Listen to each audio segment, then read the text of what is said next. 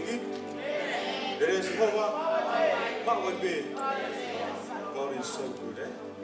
Nobody can type a kamata at our anga or if you're finished. Papa Peg, Mongarei, from our Okumai, Corebe, say, I walk with me. I like the working wife from our again, Katake, for the Cabo of Pepe Lava Mai, the Tony, but my co worker now will be so dead, or to go to Muan, the Decodor, Kataki Lava Mai, from our Okumai at our Kamata, in a video. Nei pinga ta peku matau ke te anga faleni ko e ta whaki tui ki tō matau ka poke te lawatu ki he Brisbane. Ko tu e ta whaki tō matau ka mai whanau we e roke whanau I mui he me me whoki ki he ta whaki e taha. Ka poke ke ha whaiwhekau e te ki tō mui mai.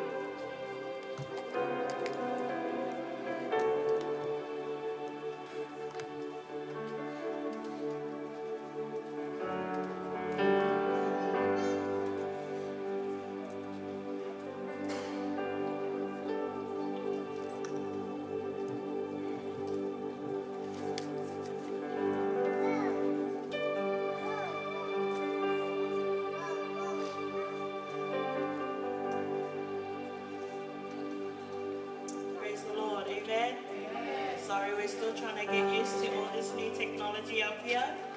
We're from a very small church and this is very upgraded stuff for us. So please bear with us this morning, amen.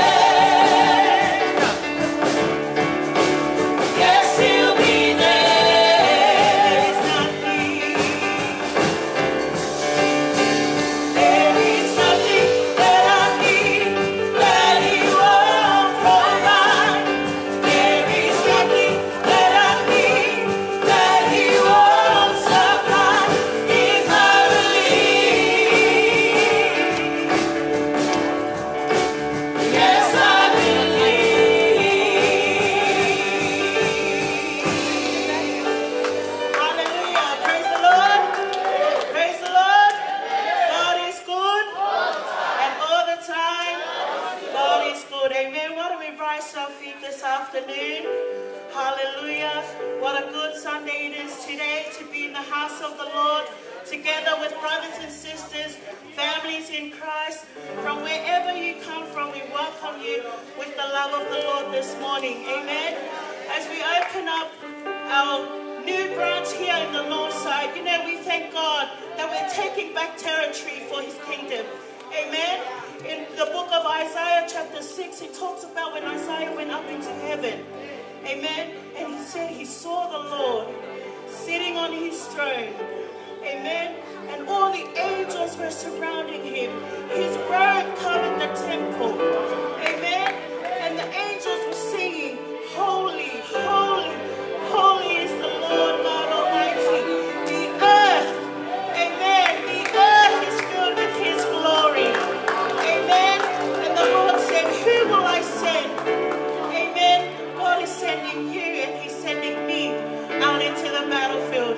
Amen, church. As we sing this song from the book of Isaiah, why don't we just open our hearts? Let's just receive what the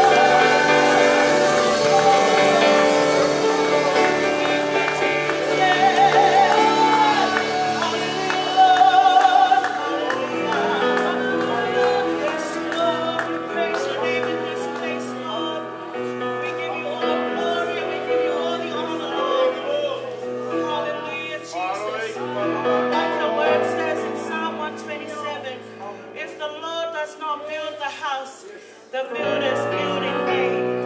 Amen. And we believe that God is here in this movement. We believe that God is here in this place. Hallelujah. The word says when 2 or 3 people are gathered in his name, God is there in the midst. Hallelujah. And how good and how pleasing is it for brothers to come together in unity in the love of Jesus Christ. For the love of the Lord, we are here to start a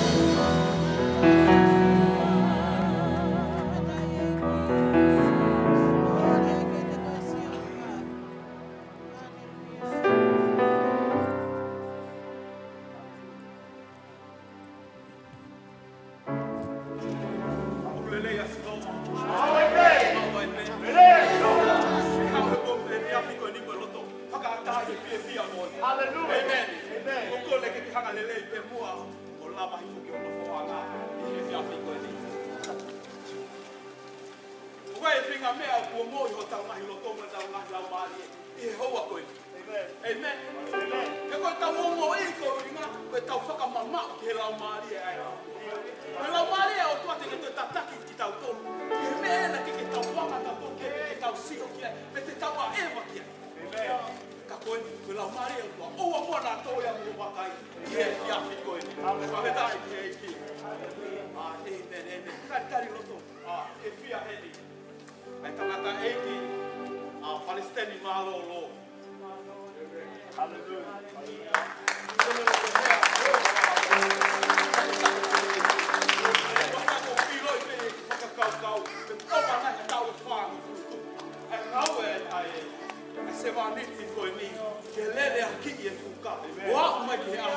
Amen. Amen. Kuya e ka mo ngai tangata he ngau ki he eiki ko na hoko fai fekau ko hai na e winga ko ya ko na tamai falau mali e pa pe ke na fai falau mali ko moala pa ko sione na mo moala fa fetai ke eiki ko mau ke mau haka kai pe heni ke hoko ko fakaloto lahi ke he tau mo ui i hala fono mau ta fo ai amen amen like me ofa na e ko kai pe ke ngalo ya na hanga sione o fuaki mai ma maulotu i Walipa na fe mau se viti ala kana ke le mai a se viti na fe mau ha ke kolo ta te nga fa fia ia kana le mai ia ba fo vivele fo ka ka ha ne me ofa na ne mai na hanga mai ka o to ta amen sala lo he ko wina ya pe ha o ni ko ni me ofa ko ia fa ta ia ke amen hallelujah hallelujah fa ta ia ke o ka ta hele ta ka ta i Palestine. Vai for no Australia. Esse nome Maurício que te rege a Maria Maurício. Vai estar aqui. Não vai na visão de coisa. Aí com visão de coisa, com visão de a com visão de a. Com visão de falar no que foi a tal todo. Vai o ina tal ngau pe que o tua tá. Amen. Vai estar aqui. Quando hanga he tamayo e se vaniti ko ni. O whakaataho no loto ke lea mai lau maali e ai kotua. Ke whukotu e ngai siasi. I he feitu ko toa pe. Kai ko winga ke he ni ai he Fe'ofa'aki ko ni. Amen. Whaweta i ki he ki. Tau taitari he ni a tua wao maake. He kia soana maake. Ke wahe konua sene. Whaweta i ki he ki. O kia nua kau nungu whanonga he kau mai whekau ko ni. Wai manatu kia tua wao pe mo soana.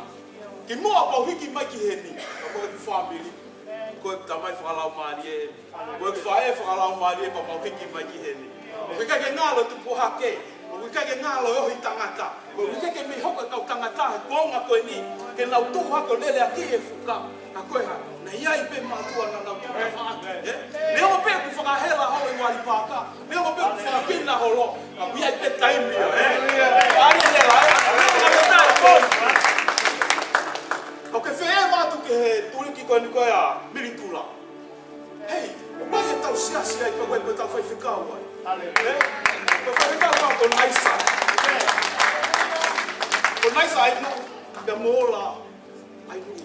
Koe o whai whikau koe nina na hanga o ave mautolo ki militula he nai mahina koe ni koko osi. Ai mahina koe ia ko osi, mahili atu. Nai hoko koe whakaloto lahi, hoko koe whaka ai. Ma koe whai mea peka na mau hau moia. E loi vela koe ai, o mau hau pe moia ki heni. E tau te maa whana pehe lau maari e tatau. E tau te kuaka pasi. Koe hinga koe whewhekau koe ni. Tau heni koe tau whewhekau me sene. Ko moala pa po pisila. Amen. Koe wetai ke i koe tangata e ko kuake ni waka ui e tau tangata. E koe hau i ko hina e tau ka toko si e kau hau. Hei, ai kau hau. Koe wetai ke o tua. Pamata mau pe he laivi. He kusio he whakilai kuasi mai ai e toko ua koe ni pia moe ne hoa. Ko pisila, ai hoa e whewhekau koe ni. Ko hoku next door ai a aku i kolonga. Amen. Pakaiai pe haloku ke aluaku ki ai waha kolonga ai. Fie maari e ke pake whaloloa. E whai ko fua e mea kotoa. Pakaiai ke eiki. Amen, amen. Oku heni e toko ua e whaiwhekau heni. O tau whaiwhekau ko e peri. Ko e pere tu kuafu mo e mo Luis Suria tu kuafu kata. Tapi tu kuafu. Whanongo tala noa ka e ingoa e tangatani. O whanongo tala noa ke e ingoa e koa whai whekau koni. Kau teke mamata au e whai whekau koni. Ma ko ki tala mai he toko he ko ai e whai whekau koni. Pa ko toki mamata ai ke fusiana. Ma si fusiana la ki koni. Kau whai whekau koni. Whakawetai e ki. Kau te paspasi ki e ki. Ko mene tau whai whekau heni. Ko liu whau mo hurita. Manoa, a whaka paspasi e ki. Ko tau whekau heni. Hoko te whakau ko laki. Hoko te whaka ai he whetuko ni. I he whetuko ni ke lele aki. I he wahi whanua Brisbane. O whewhe o mo wahi whanua. Te mawalak whakakukia. Waweni pe, whakawheta iki he iki. Ko kuheni whoki mo whekau sione, hoko koe pou i he tau ngahi ngāwe. Whawheta iki he iki. Ka taki ka pau koe whekau koe koe ki o ngā lawe i koe mo. Kari koe huawha e kusi. Neni mo tau maas. Sione tua ka lau, me kia vai tua ka lau. Tari huawha e ki ko si suka laisi.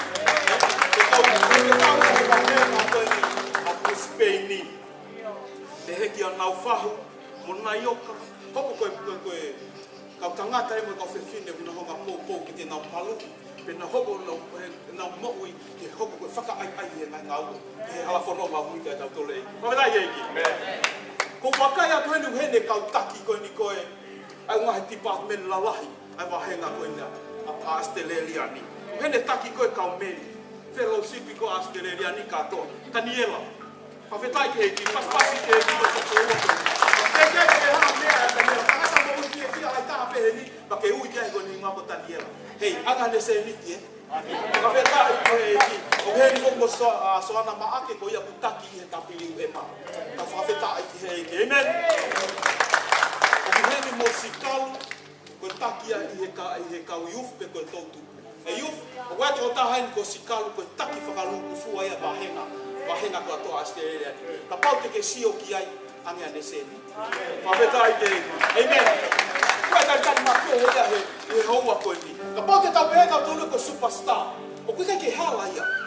Ka pau te tau peheka tōko tama 85 au kai ke hala ia. Ka koe tangata ia aho koe ni. O hei tō taha koe ia. Ko tari o to whiewhine toko ua koe ni ko makaloni. Aleluia! Ko ia o takuhina e tahiheni he ahoni. Koe hanga e makaloni o whakaata hono loto. Ke lava lau mari e ai e ki o lea hifo i loto i ai. Ke tari i o ia ki he ki. Koe hanga ko hinga koe pore taki na uko. Koe siasi koe ni ko ke lava mai ki ai. Koe whelaulau ke hawa ki. Koe tangata ko makaloni. Ko ia ia foi mama. O kuhulo atu me wahenga koe ni. Whawhetai ke heiki. Tari ai makaloni. Nai mo tua nai ai. Nai ai mea nane whakakau ke kene whau hange hane bisi. Pani kai koe nane hanga whau ko ia. Me hau e taimi. Ka nane hanga toloi maupe. Ai pe mea ki toloi, ki taimi. Ape taimi ki taimi pe. Kana ngalo ia e alu e taimi. Pe alu ka taimi ia. Ko kakato lewa ne whakakau. Ma opo mea koe mo ene palani. Sai mo ne unga he fuko tu uko toa tene malava whai foi. Ai foi ngau e koia. Kai peto e, kai peke te aha vei ua tene malava e ia. Kana e ngalo ia na e alu e taimi ia. Pea tonu mo e palani. Ka ko heu e lue. E koe hako alu e taimia. E kakulea te lau mari e kiki a koe. Ko koe e tangata kotonu. O te ke toi toloi he ku alu e taimi. O te ke toi toloi he ku alu e taimi. Koe hae uhinga o tu e tau ngahi ngā ue whetu koe. Na whai ko tonu ho whakakau, tonu mo palani, sai mo ho whotutu. Kai kai peke toi lama sino. Ke ne hanga ngā ue e mea o ke whakakau. Amen. Kaka whaka paspasi ke. Aleluia.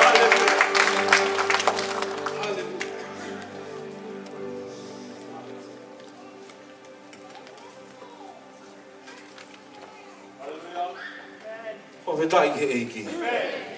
O Ko tui wepe ngahi festival o tau lava atu kia i o tae ngahi whasi kehi. Pea ta o lunga i ka kai ki ngahi hiwa ko whao i tangata ki a te ki tau tolu ke. Ka koe siasi koe o tau kau ki ai, kuiange pea koe ki tau tolu koe na ia whunga waka ke he. O tau hiwa ki tau tolu pa tau ta o lunga ke hiwa koe ki a sihoa. Amen. O ia ki tau tolu hina ko nau te mai ke nau hiwa. E koe wheitu upeia o ngau unua tau hiwa e koe fute i saione. O koe taha wheitu ke he tau te fute ho lai he ngahi wheitu ko wheitu anu whai e fute he. Koe ki nau tolu hene nau te mai ke nau obea hiwa e Exhortation ke te tau tolu koe whanau koe a whai whekau makaloni i he whiawhini. Koe ka tau waka paspas ki he i ki kai tani e nau tolu.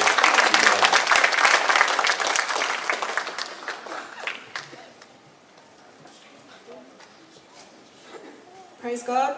Amen. God is good. All the time. Amen. God is good all the time.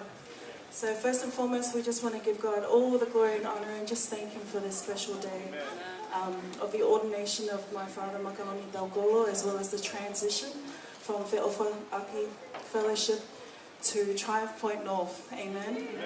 And we just want to acknowledge all the pastors, our President, Pastor Esmolisi, as well as all the pastors, all of our families and friends, Triumph Point Church, and guests. We just want to welcome you all and thank you for travelling far and north just to be here today. So before we start, my sisters and my cousins and I would just like to do an item. It's called Sihova, which was inspired by my late mother, Fe'ofa'aki Dalgolo. And this song just gives glory and honor all unto God. So we just want to give Him all the praise and glory. The girls literally learnt this in one day, so please excuse us. But yeah, we just wanted to give God all the glory and honor this afternoon. And I also just wanted to share an encouragement as well to you all. From the book of Philippians 3 verse 12 it says, not that I've obtained the goal, but I'm forgetting what's behind and pressing on forward towards the call, upward towards the call in Christ Jesus. And also with Triumph Point being the name of this church, also in Corinthians it says, now thanks be to God who has caused us to triumph in Christ Jesus. Amen? So let's just be reminded that we're all overcomers and triumphant in Christ. And just want to encourage you all to keep your eyes fixed on Jesus. Our hope for today and tomorrow. We give Him all the glory.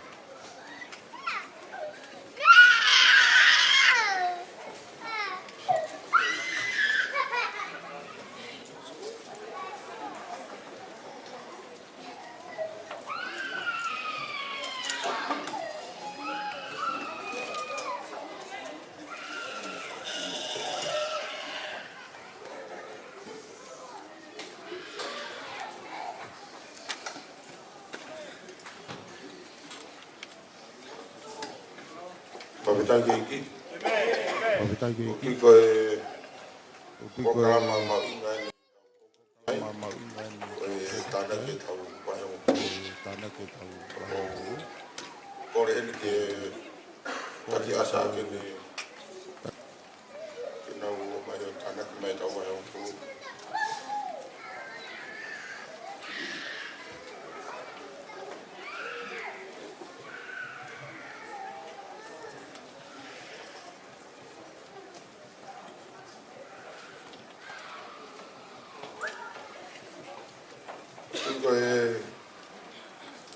ko kalama no ka we ko kalama ma inga ni ke tau ngau e kai tu ko kauia e palo to lai e palo lai Siasi Filipai e Fe'ofa'aki mo e Fe'ofa'aki kia ke ne ngau e na fai o tu ko kalama mau inga e te kaurere i peka ki tau tolu e tau fai e ngau e peki ke Fe'ofa'aki tu ko mea mau inga ia ke tau ngau e fai ke e tu ko tu e ki Siasi bani tu ko mea katoa pe te tau toko tu e poupou rere ia ke ngau ia e ki ko tu ko lau ia paula ia Filipai vai wha e ne poupou rere ki mo ne whalatoa hai mo ne whamalo ke ki Siasi Filipai e nā mai Fe'ofa'aki katoa pe nei whai ko tu ko kau ia whalatoa lai ki tau tolo e ngau e whai ko tu kage tō noa e ka whangai Fe'ofa'aki o whai ke iki tau ilo ke Kristiane ki tau tō, o tau ilo e mea tō tōnu ke tau whai, me tau tū ke iki o tau whai. O tui ko mea tō tōnu ke tau whai, o lau pe kia whokola e pokawa matua, tau wā mai e ke pokawa who'u ke lau pe kia whokola ke tau ngai tā pua kia, o ko mai e tua ma ki tau tōru e tau ngai Fe'ofa'aki o whai kia, ne ngā ue. O tui ko mea rere ia ka tau tōru ki tau whai.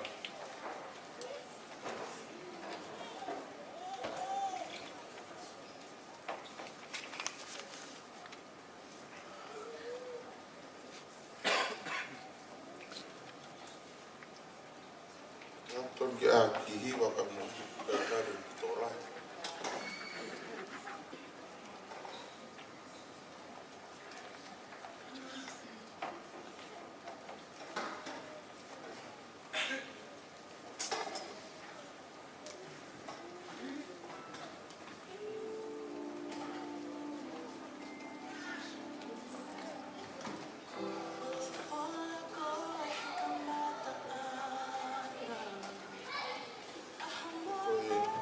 Fa besta hiwa ko li wa ko ta wa na pai li fo ko yo ane te wat ke pe hange o tua o wat ka tik motor pe hange o tua wat ka tik motor anahi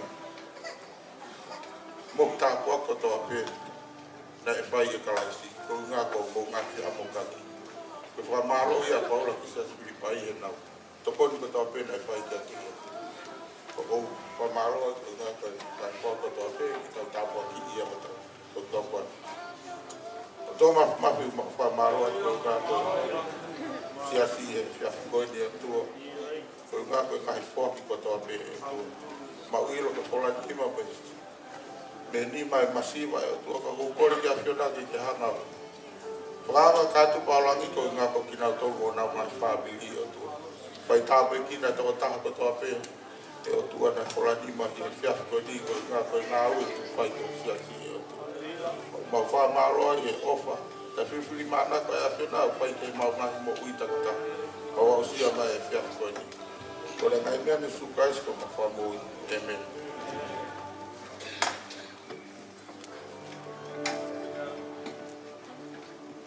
Hallelujah. Plere Jehova. Vamos ver. Tanto que foca pas e me. Hallelujah. Quero que tá riva que tem mais que foi riva tá. Kana ki me na mali e ia ia ne po. Falou he ka wa ko ne po pa kuna pe. Ai ha me aku ke se ma to ba o ki pe pa mo ki pe no hiki hiki. O ki re Fe'ofa'aki. Ia hila halo peu. Hama ki tamaya. Na apa mo pe. Oki ka tau tu pe tu he tu ki o ki say sorry ke siana ko ke to ua ko ni. Ko ta kata. Ko pospeni o ke to ngau e ki pe pa ko pe ni ke fa ke hiki. Next time ha mo ki ai pe ke fa o ke la he ko ngai me ko to. Te ke ta na ke ni si e lai ke pa ya Amen. Apa ka pasal si Hallelujah, hallelujah. Nai taimi na tau nai whai ai hono whakakau ai visone koe ni. Na kai ngaka pe ai nai whai hono lotua, hono whei lau ia. Ka koe a honi, o ule ai, o mau ikuna pe a kalaisi. Ue fia loto fia makehe ia he mau. E nai whai ai whakamole taimi, e umai tapa aki kehe. Hau pe ko hanga mea wha ke whaki. Ka koe a honi, ko ikuna ko whai fia. Ko tau mai ki hau. Ko wila oia koe, ko tahau mai taua ke taimi, ke he mea na tatatatari ki ai. Ka tahau mai tau ke tatatari, koe hae whekau ai o tua, o kune tuku e ne sevaniti, ke ta inasi ki ai. Ia ka ta whoki pia moia, koe oho whanonga ia hala whanonga o ta whoki. Ke wila pe ko huma he matapa koe ha whakafotunga ho huma. Ka tuku mo ke polei koe he whiafu koe. Koe matapa ia whakaliliu. Ka ke hau koe a te he whaaki kehe. Ka koe wholofola he kai te whokitai fua. Ko kore he whiafu koe. Whaka ata mai, tuku maha ki space e tama ai. E tangata e ki whai whekau. Ke ne hanga atu hapula mo uma. E kai me ngata pe hola whono ngā. Kai aunga ia ka koe. Kai ngata pe anga ka koe. E aunga ia ka ho whanau. Nau tolu. Oku mui mai ai. O kore ke kau hiwa ke nau tāma ki whuhinga ka. O kore heni ka tangata e Palestini. O ia tene mai e whola ma te tau. Aku halo pe wai ki whatokia pe taha mi ai. Ka tene toki whakahoko. O whanu. Ka kua tāta.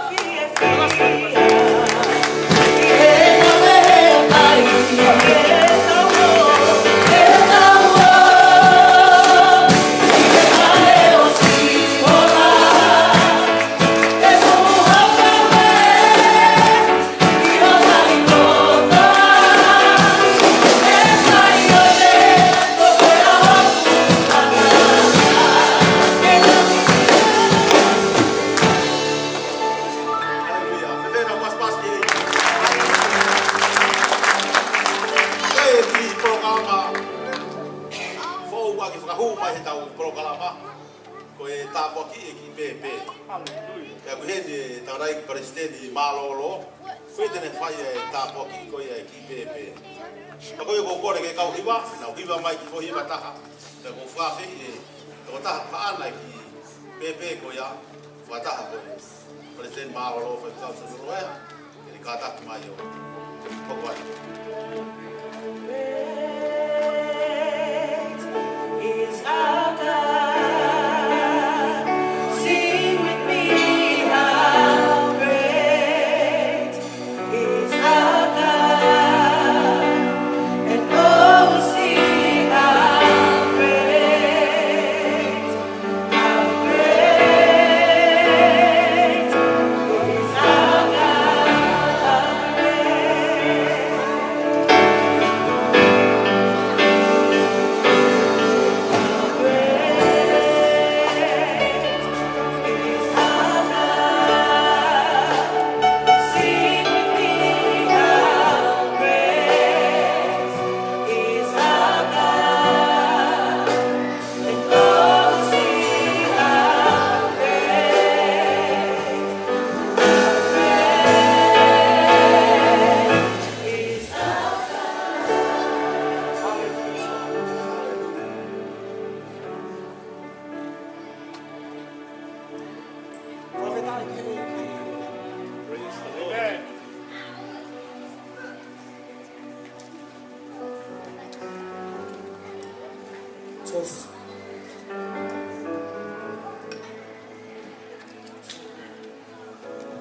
It is a great honor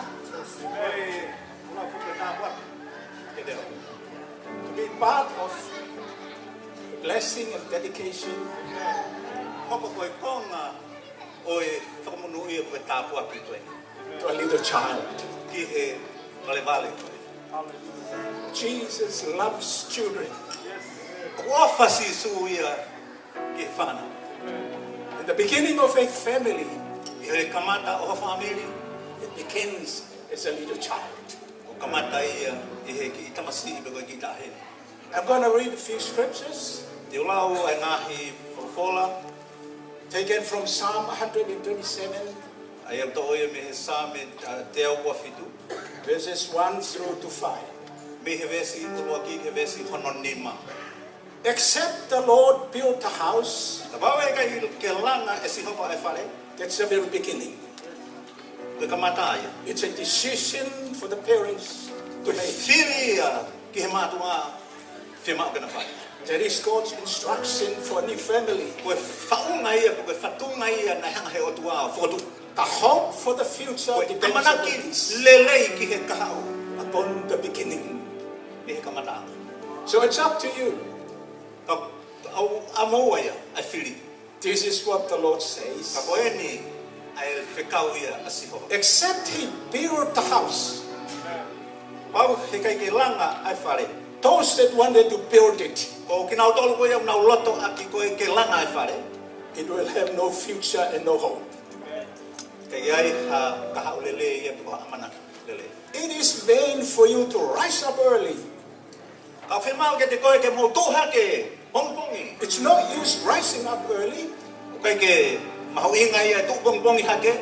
or to sit up late Te koe tōmui me ai. and to eat bread that you have toiled all the day with sorrows. Te koe kai ai mā ko ia o e mamahi ia ho.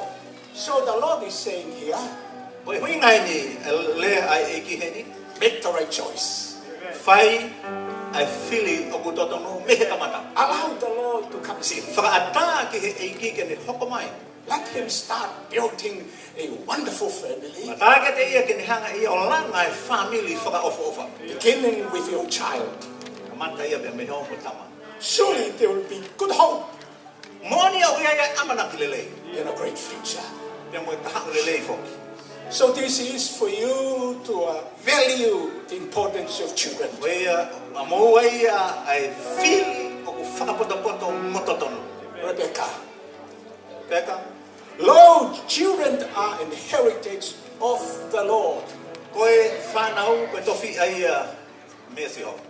God is claiming his portion in your life through the child. Tau he eiki ia, ai ne konga ana me he tama koe ni. It means the child belongs to him. Ono uhinga, he oku, ai o tua ia e tamani. So you are just a steward to look after God's possession. Ko koe ia koe toko tahapeke ne toka ngai kina. Lotonga ni kei moui. And for a mother, Pehe foki ke whae, it is his reward. koe ne pale ia pe koe ne mea o whae. He blesses you with a child. Kune tāpua ki I koe aki e tama. So you have got to look after the little child Koe ia ia whemau ke kanga toka ngai ia. because it belongs to the unseen and the seen world. O ngā he kua ai toko tahai o ke lava ke tau mata. But there's going to be blessings coming after. Kau ia ia ngahi tāpua ki e hau amuia. The future of the little child, Ka hau o i pepe vale koe ni. God has already known. Osi afio I kotoa sio. But he is coming back Ka au kutoe whaki mai. to help you Ke ne toko ni I koe. in molding her life to fulfill the future. I hono ngauhi e kono winga ke whakakakato e tau mua koe ia. Amuia. And for a family, Mea ni whoki ki hono whatu e family. you, Rebecca, Ko koe ia Rebecca. happy is you, Fia ka ko koe. whom God has chosen He ko whiri koe si. to place the little child upon your care. Ko tuku e tama koe ni hoko tokanga e kina. And today, together as a church, Nau tau tolu ko siasi he honi. we're going to dedicate Jolly Brian Sharon McAfee Mauhanga tāpua ki e tama koe ni Charlie. by allowing the Lord to come in. Age tau whakaata ki e ki kene hoko maru. Please could you rise to your feet? Kore ke mo wangalele o me a ki olunga. Just close your eyes. Kui kui be, whamore more. Have a blessed hope for a great future for this little child. Ngā koe amana ki lele o e tā puaki, ki he kaha o lele o e tama koe. And I'm going to pray for her. Na te loto maana. Father, we thank you for this little girl. E tamai mo whamalo ki a te koe, te toko taha. Ware ware koe. You showed your concern for children Ko kune whakahai mai ai aho tokanga makehe ki he whanau. through your son Jesus Christ Ka whau mai iho alawa sisu kalaise. when he was on earth. I he mamani. Though people didn't like it, Ne o mai na kai ke sai ai e tokola. but Jesus said, He sisu blessed are these, ke tāpua ki a ki nau tolu hange koe ni. for they are of the kingdom of E God. oku o nau tolu ai pure ana o e otua. I pray for protection, O ko lotu ki he o malu i. wisdom, Ki he moto. strength, Malohi. so that she can grow up Kono ea ka ne tutuku hake. to understand Ke ne hanga o mahinoi. the purpose you have got for her life Ai taumua ko ke ui a ki ai ke ne mo ui. today Ke he honi. and also for her future. Ka he me foki ke he kao. I pray for Rebecca also, O ko lotu ke mo i a lebeka. and she's the one who look after Ko ia ku ne tokanga i. this little child. Ai tamani. Give her the wisdom that she needs Foaki ke te ia e poto u ne fia mau. and the power I malohi. and the strength Moi malohi. to face the circumstances Kono hinga ke ne lava whihanga ka ngai pa moi ātakai o and the mo ui. challenges that she would face. Ngahi pore katoa pe e whetaulaki pia mo ia. Choosing the right thing to do Tu ke ne whili a ngahi mea to tonu koe to tonu mo tāu ke ne whai. in nurturing and watching over I hono tauhi mono tokanga i kina ia. this little child Ai tama koe ni. to please God Kono hinga pe ke hoko koe whakawhia maari. and make a difference in her world. Ngauhi e mama koe ni. In Jesus' name, I wafa sisu. amen. Amen.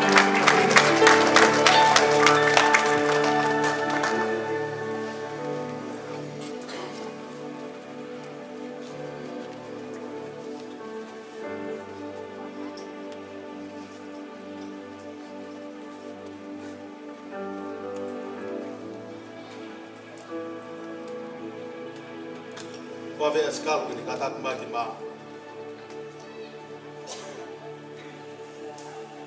Famalo ke kau hiwa, pe ke kau tambe a, ve ke tau pas mai.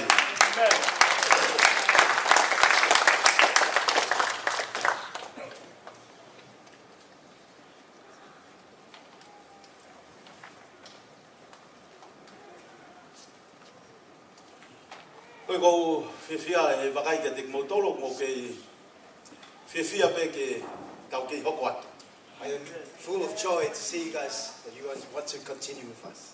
Ko ke tau tolo koe ni mo ani ko sua unau ke a au ki tope. I see the guys at the front, they're very awake, Ko koe ke au ate sua ki mo yanga ke mo ke a mai pe but kai. my sight cannot reach those who are in the back. Koe me rau whakauri i ai e ahoni. One thing that I've realized today, Ko i koe tau ngahi, koe ngahi state koe o tau nofo ai. because of the states that we live in, O ku whak ia taime rihi o kai ke tatau e tau taimi. sometimes our times are a bit different. Ka ko mautol koe i Brisbane o kai ke toe mare e i holo e mau taimi. But us in Brisbane, our time doesn't move. Koe ngahi state ke he o ku whaki malere holo e nau taimi a nau. The other states, the time's a bit going everywhere.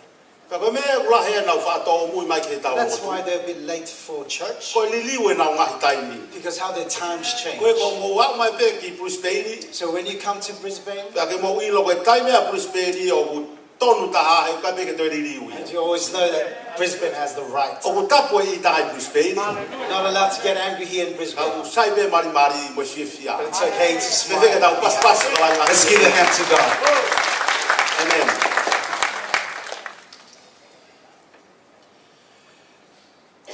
Maro pe ku ke whakaukau te tau lere loa loa e tau malanga i he ahoni. Maybe you're thinking that we're going to take too long with the service. Ka ko tui be ko ha tataki ko ia lau mari ma ni oni ki tau malanga ti tau whanongo kia i ahoni. But I believe whatever the Holy Spirit is going to lead us, Pa ko tui ko ia pe. and I believe that's going to be it. O ko tui foki ke ko kuonga whakaosie ni o tau mo ui ai. And I believe that we're living in the last days. Pa o ko tui ko kuonga ni ke whai ai ho tau lere i taha. And this is the time that we need to do our best. Ka pao ke palani ke whai ha ngā ue o toi lele iange whai be ia he ahoni. If you're planning to do something good, do it today. O te ke toloi ha mea ke a pongpongi. Don't delay anything for tomorrow. O ko tui ko aho to tonu pe ke whai ai ho ta lere i taha. I believe this is the best time Ka today. whai ia ki he otua. And do it for the Lord. Ko ki kaweinga no pe ke whama apopo ke wholofola te tau whanau kia i ahoni. A short thing that I'm going to gather with the scriptures that I'm about to read. Ko siasi o e otua. The church of the living God. Ko siasi o e otua mo ui. The church of the living God. O ko tui ko e siasi au ku ke fie kau ki ai. Ko siasi ha otua o ku mo ui. I believe you want to join into a church that has the living God. O ko tui o wikai ke a hata hai lava mai i ahoni o ku fie siasi a ki ha otua o wikai ke toi manava. I believe that you don't want to come to a church and join a church that their God is dead. O ko tui o ku fie fie to ko taha ko toa pe ke kau mai ki he ngā wei. Ai siasi ko ia ku fotu he otua mo ui. And I believe that everybody wants to join and work together to a church where the living God is there. Ko e tohi tapu ko e ku talamai he tohi tapu. He tohi ko e apostolo ko Paula ki a Timote. The word of God speaks about Paul writing to Timothy. Ko e tohi ko e ku mo ui mana mai tohi ko e. The word is a living word. Pa ko e tohi pe taha o ku mana wa. And that's the only book that breathes. Ko e tohi ko e ku kai ke mana wa ia. The other book that he has does not breathe. Ko telefonia ko e kai ke mana wa The ia. phone does not breathe. Ko e folofola ko e o tua ko ia pe o ku mana wa. The word of the living God is the only one that Ka pau e breathes. ia ha siasi o ku fotu he o tua. And Ko whatever- siasi o ku mo ui. Whatever church that God stands is a living Ko church. siasi o ku lere loa. It's a church that runs for long. Ko siasi o ku longo mo ui. It's a live church. Ko siasi o ku tupu. It's a church that will grow. Pa ko siasi ko ia ku mata lerei. And is a good-looking church as well. Ana e tohi ko ke na trano ko ke ia sisu. And that is what Jesus was talking about. O mo whanonga atu ke lau ko a kakai. Can Ko hai au. you hear what people say about me? Who am I? Ko kuonga e ni o lahi e ngahi lau. This is a time where there's a lot of criticism. Pa ka me tau he ai ko tau mui ke ngahi lau ko ia tangata. And that's why we get lost, because we follow the words of men. Ka whanonga a sisu ke ki foi toko taha pe na rea mai. But Jesus only listened to one person. Ko ki toko taha ia na kai mua taha ko he kau mui ko e kia And he was kalai. always the upfront person. Ko pita hono hingoa. Peter is his name. Ka pau te mo whakatoka ngai a makaloni. If you realize Makaloni, Ko ne whai pe hahiwa ia ku kai mua pe ia tau o lunga halo pe ia. when there is a song playing, he's always dancing.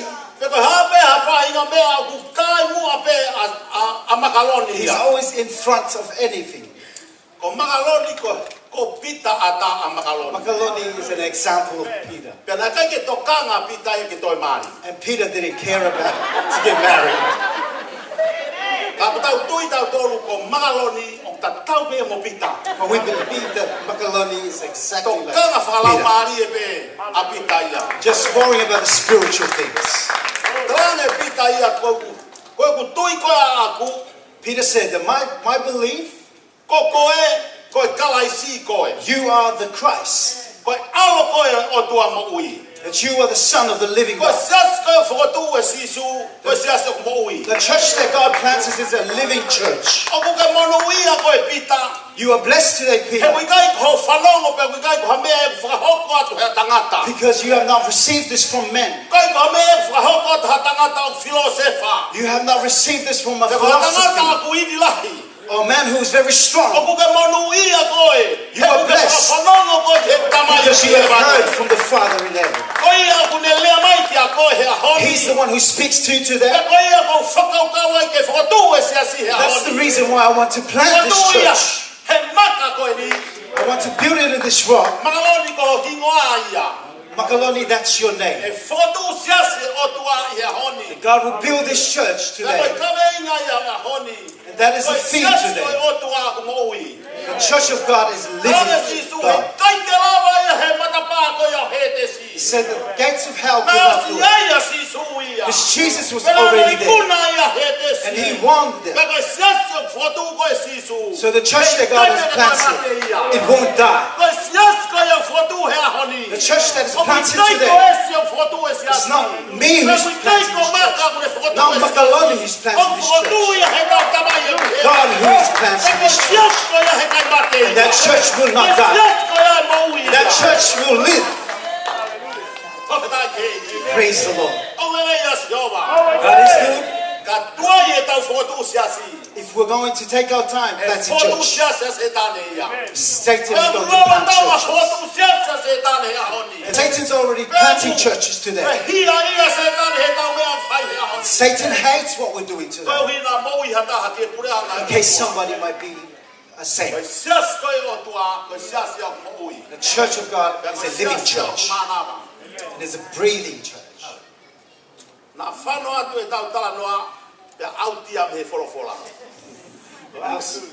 I was speaking by going away from the Word of God. But let us look to the Word of God.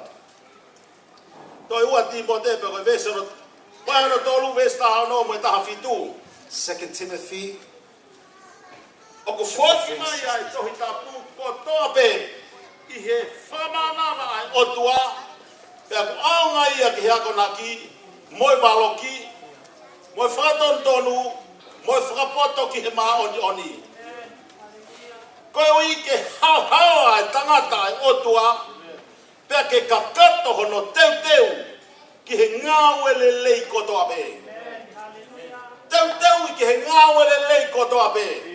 Let us equip for every good work. There is no bad works when we come to plant the Word of God.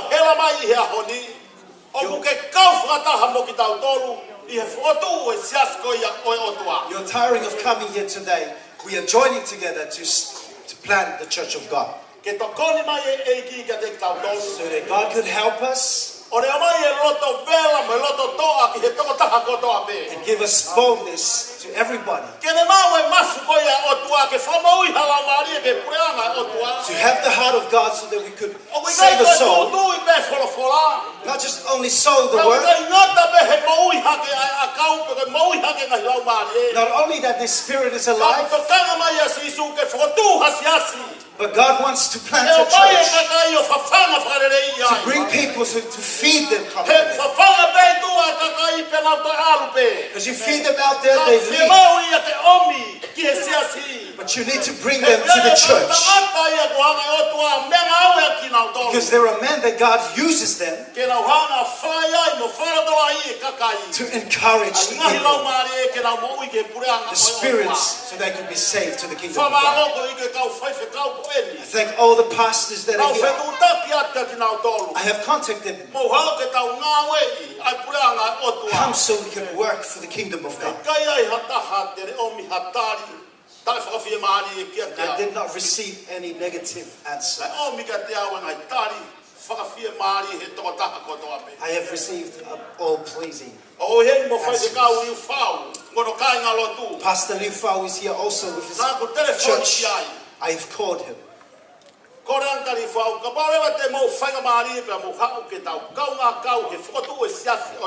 asked him if you had an opportunity to come so we could stand together. This pastor was so glad to stand together. And all the pastors, is very honoring for me that you want to stand together to build the church of God. You know that we're living in the last days. In the book of Joel, we'll continue there. In chapter 2.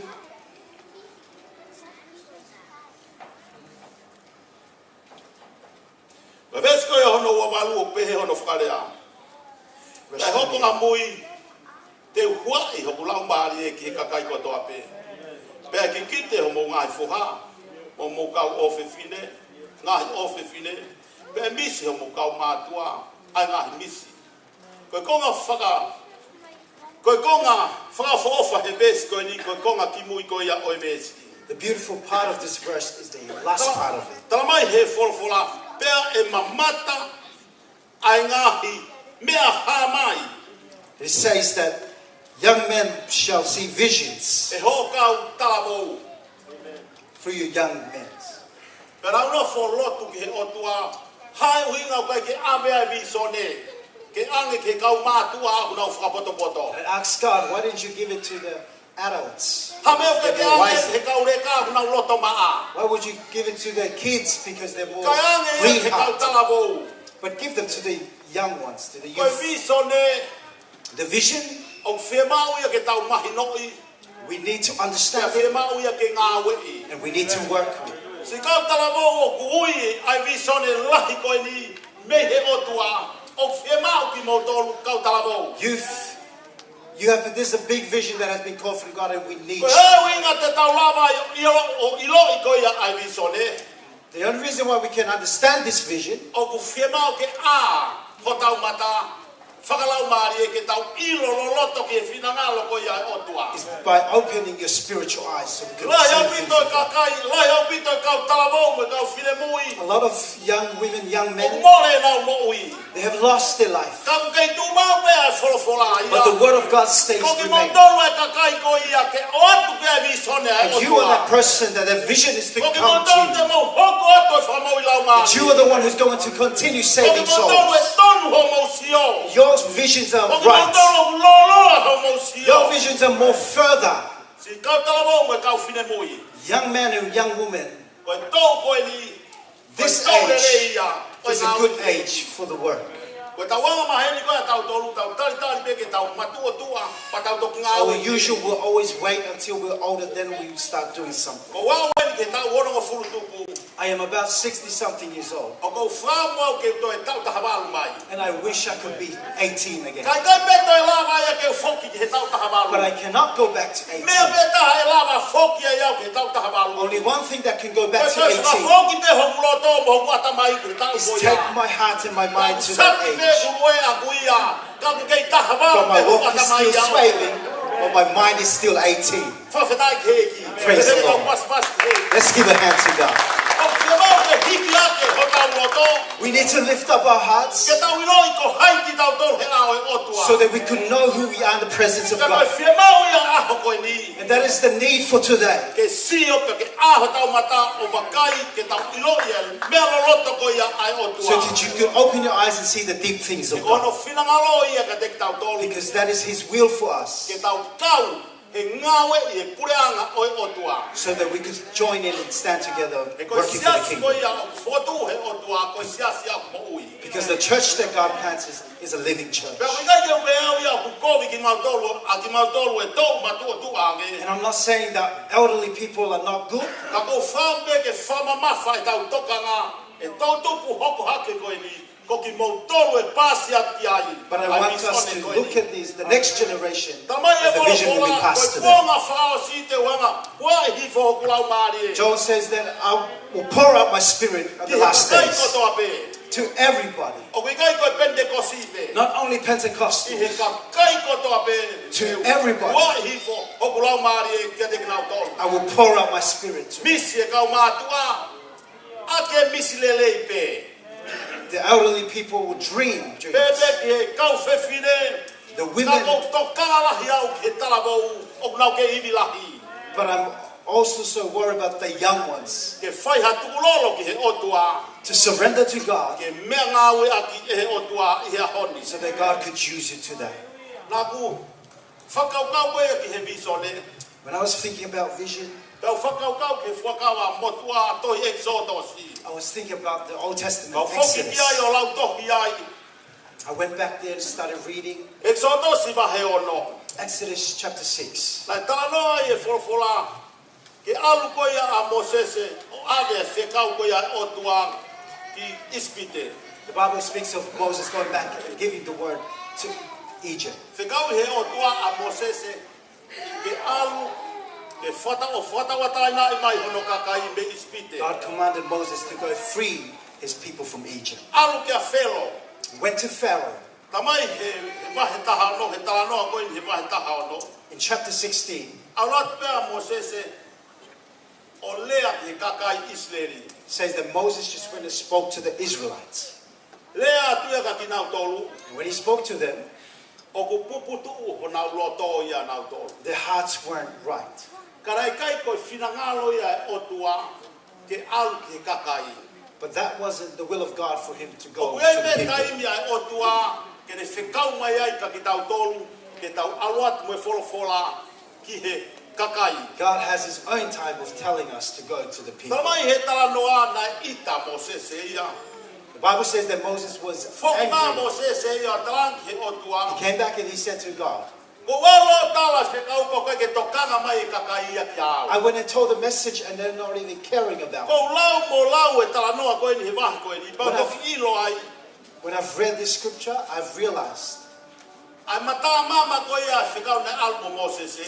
about the message that was given to Ta koe ko Moses. whekau i he o tua Moses e ke almo lea ki a whelo. The message was to go to speak to Pharaoh, O kui kai ko almo lea ki he kakai. not speak to the people. Almo lea ki he tangata koe ia ku whainga taataha. Go speak to the hardest man. Koe tau whakau lui lau maare i a honi. Us saving souls today, O tau alu be ki he kakai whaingo fua. we always go to the easy people, Kakai ko tau maheni. the people that we know. Ka kui kai ko taimi ai o tua. But that's not God's timing. Tange o tua ka Moses. God told Moses, Na whekau i koe ke alu ki a whelo. I've commanded you to go to Pharaoh, Ke alu ki he tui. go to the king. Alu koe ki he kakai. But you went to the people. Koe ana te whoki ata Moses ki a whelo. Therefore Moses went back to Pharaoh, Pea ongo rewa ai whekau ki a whelo. and the message has come E through. makaloni. Makalon, Ko koe ke whanongo lelei ki he wholofola ai o tua. you must hear carefully to the He word koe of osu koe God. ni te mau whoki ka atoa mau Because tō. after this we are going. Koe osu koe ni e kai ke toi hen hataha. After this no one's going to be Ko here. koe pe mo ki kulupu koe nyo ko ke kau ki ai. Just only you and the group that you Ka have. mawinga ia ke whanongo lelei ki he wholofola ai o tua. It is important for you to hear the Koe word of hane God whekau o tupu i holoto. and the message that Koe He'll hane place in your tisone heart, o kune tupu i holoto. the vision that He has for you, Koe ui ke ua whehala ki ho mau. so that the things that you do is not He wrong, hala i pe moe mau ai kakai. because what the people will receive will be wrong also. Koe ai, na whakafofa pe lava tukuange mai e kakai. Koe lava koe a mahino ke a Mosese. O kui kai koe kakai ke lea ki ai. Therefore the Israelites were easy to release O whelo ai toko taha ke alo rea ki ai. because it wasn't for the people Pere aloa of te Pharaoh. Mosese mo no toko wa. So Moses went with his Pere brother. lava rewa o tukuange mai ai kakai. The Israelites were able to be released from Egypt. E toi ngawe koe ai kau apostolo. In the book of Acts of the Apostles, Te tau whaosi a. we will finish off. Me vahe koe ia hono wa. In O verse iloa chapter 2, ia. O iloa ia i he kau Pentekosi. it is very well known in the Pentecostal. Koe au ia nei whonu ai. Ai kau. Pāko ngā mo ki nau toru he loki koe ki orunga. Nau whonu ai he lau maari ma oni oni o tua. That was when the apostles were filled with the Holy Spirit in the upper room. Ka koe whaiwesi koe ia hono whā koe te ula wat ka ki nau toru i koa koe ni. Verse 4 that I would read for us. Toi ngā ue ko koe waha hono wā vesi hono whā. O pē hono whakarea. Pena whakapito ki nau toru ko tō pē. Ai lau maari ma oni oni. Pena nau kamata lea ki a rea kehe o whakaratau ki hono whakarea a ki nau toru e lau maari. They were all filled with the Holy Spirit and began to speak with other tongues as the Spirit gave them utterance. Koe siasi, The church, koe o tua koe a kune whakotuu. God is the one who builds. Koe siasi, koe lau maari ma oni o tua koe a o kune tokoni i siasi. The Holy Spirit of God helps the Ka pau e church. kai ke ngā ue hi fo lau maari ma oni oni a tek tau toru ke whakotuu siasi o tau ngā ue ki ai. If the Holy Spirit won't work through us, Koe siasi, whaori e siasi te tau whakotuu. it will be a funny church that we will do. Ka koe tau whakata ke ngā ue mai lau maari ma oni oni o ne whai e ia ngā ue. When we open up for the Holy Spirit to come Koe and do the siasi work, koe ia ia e lere lo loa. that church will last long. Koe siasi koe ia e iai mau pe lotolotonga o tua. That church, the presence of God will always be there. Tā noa koe ki The verse speaks in this chapter and says, when they were filled with the Holy Spirit. When they were filled with the Holy Spirit.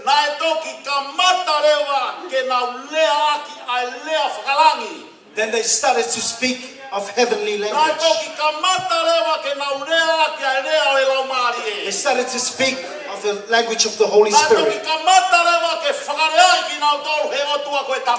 And then the Father's God who started making them speak.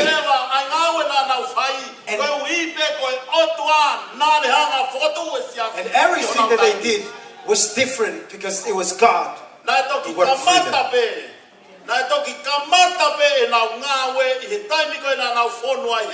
The work only started when they were filled with the Holy Spirit. Brothers and sisters today, it is important that we are filled daily. If we're not daily filled with the Spirit of God, our church will be a funny church. Because the church of the living God is spiritual. The church of the living God is strong. The church of the living God is not ashamed of the gospel. When they were filled with the Spirit, they could not withhold in. They started to speak other languages. And the people were amazed. Speaking of other language from other countries. But they were all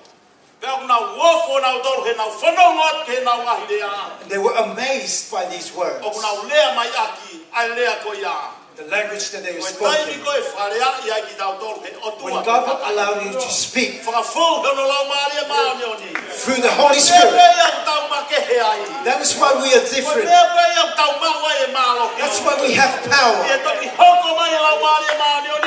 When the Holy Spirit comes to us, it will change the way we live. It will change the way we speak. It will take away being ashamed. Said they were not ashamed. The fear was gone. And they started to speak of the good news. Because God is a living God. And when He plants us in the church, He plants us in spiritual.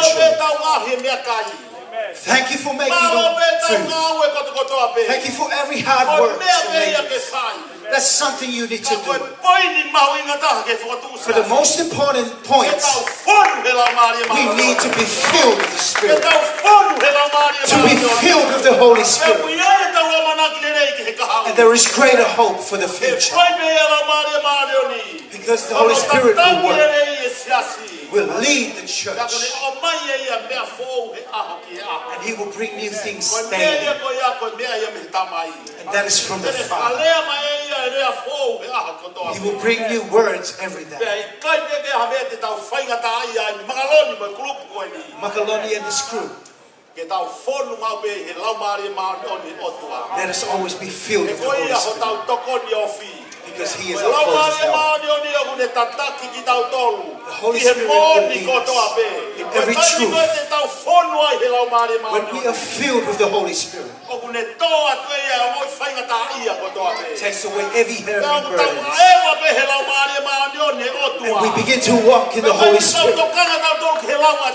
We don't care about people's criticism, but we are worried about the work of the Spirit.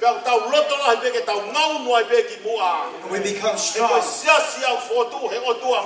Because that is the church that the living God plants. It's from the pastor to the children.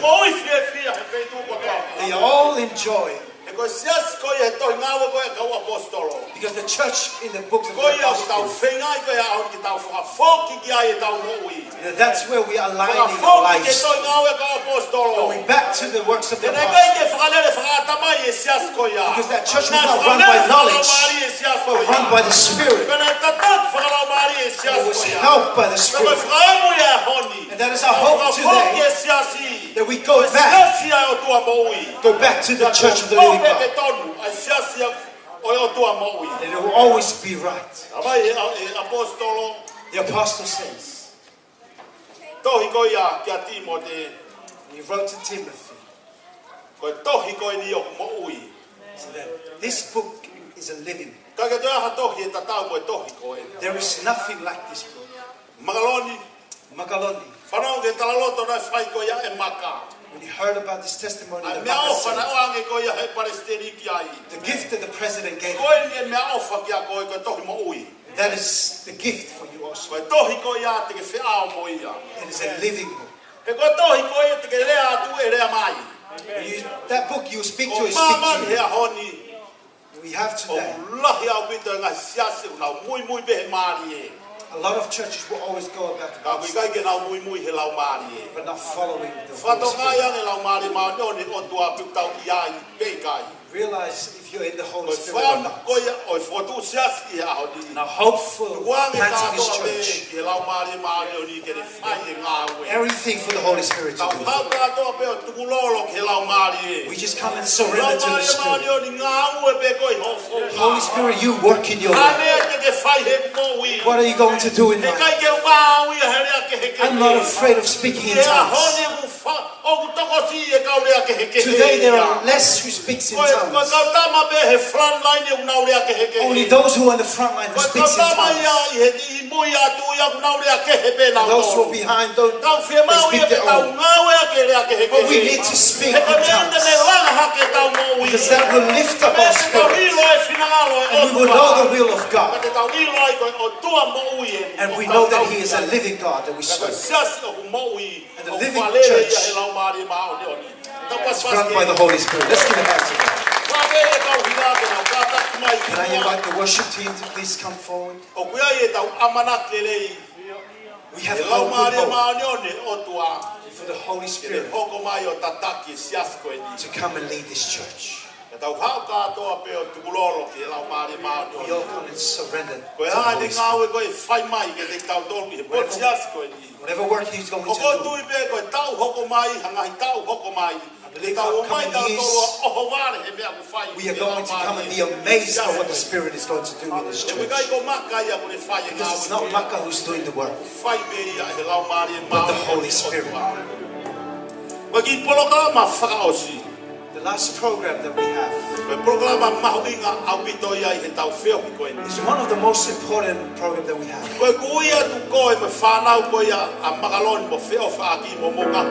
Going to call Makaloni's children.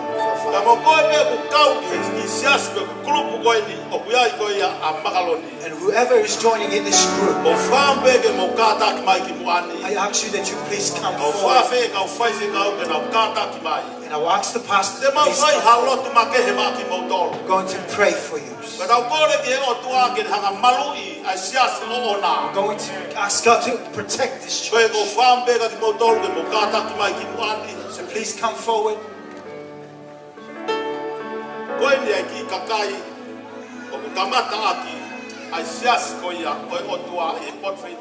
This is the people that we're going to start off this church.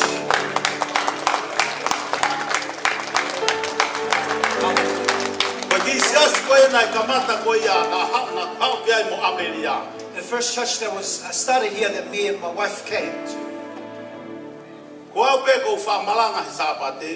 I was the only one who used to preach every Sunday. And my wife, another man called Solo. I preach as loud as I am today. But I was a bit more noisier before because I had more strength. But I believe this is going to be a great church that God is planting in this place. So all the pastors to please come forward. Place your hands. God is using these people. To come people to save people. fai te kau ka pau ki ai ha.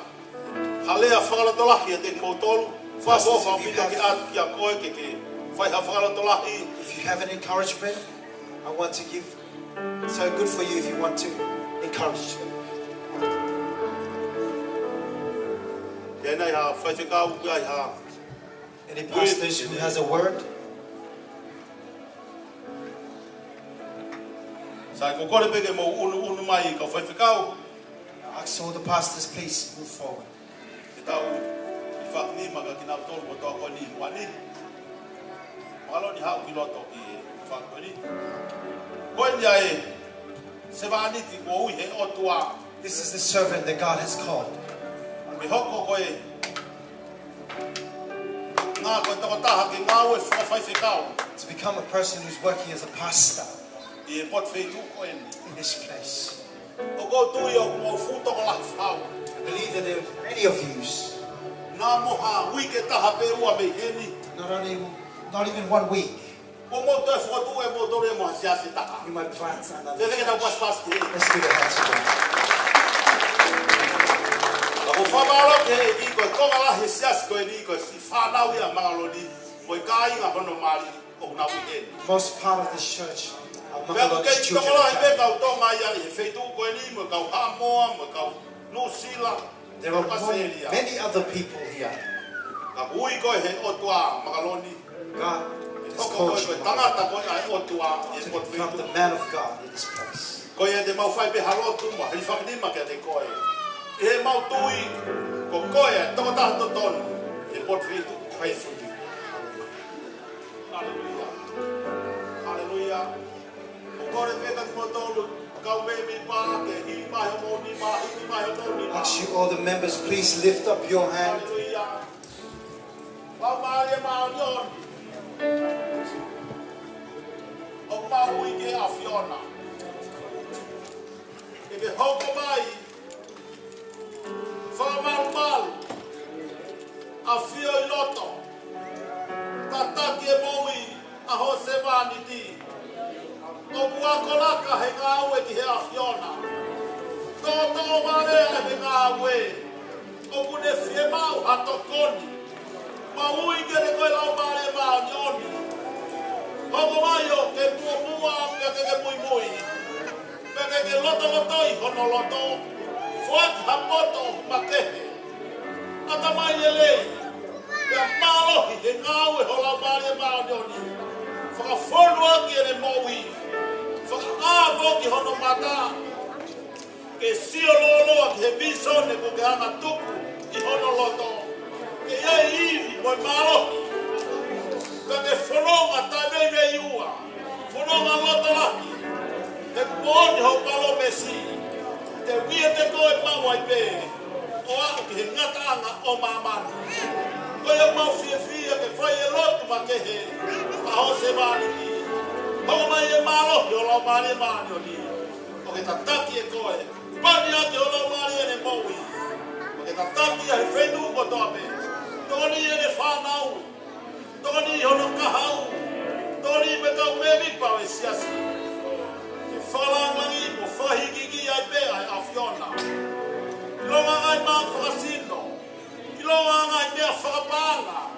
Ilonga ngai mea whaingatao e mouini. Ma ui ke a Fiona tokoni mo ke alofa mai. Whamama mai ki ho se wani ti. Ia ke mau whafoki a me ngei a mo e langangi ko tō me ke a Fiona. Sisu kais ko mau iti e me. E kore me ki rau. E rau ki mo mai te ki rau. E ka mau ko tō peo. I ka tima ke te ki rau tō ko tō peo. Ask all the pastors, please lay hands. Sa mo ki na ko he e ki. Hallelujah. E tau mui mai pe. E se ho tau ni ma. I hai pani ai o tua. I e tō taha ko tō pe. Hallelujah. Ke hoko ho mo ui. E tō taha whakaului lau maari e ki kuianga o tua. Hallelujah. E hoko ho mo ui. E tō taha ki tataki na lau maari e kuianga o tua. Ua whasiso kalaisi. Oe ni e tamai o eki koe se maani te kuakalaka. E ne mau i ke mui ki a Fiona. Ai patu. Ai a Fiona koe ni mui. E ua whasiso kalaisi. Malo e ngahi tangata e a Fiona. Ngahi e na mui.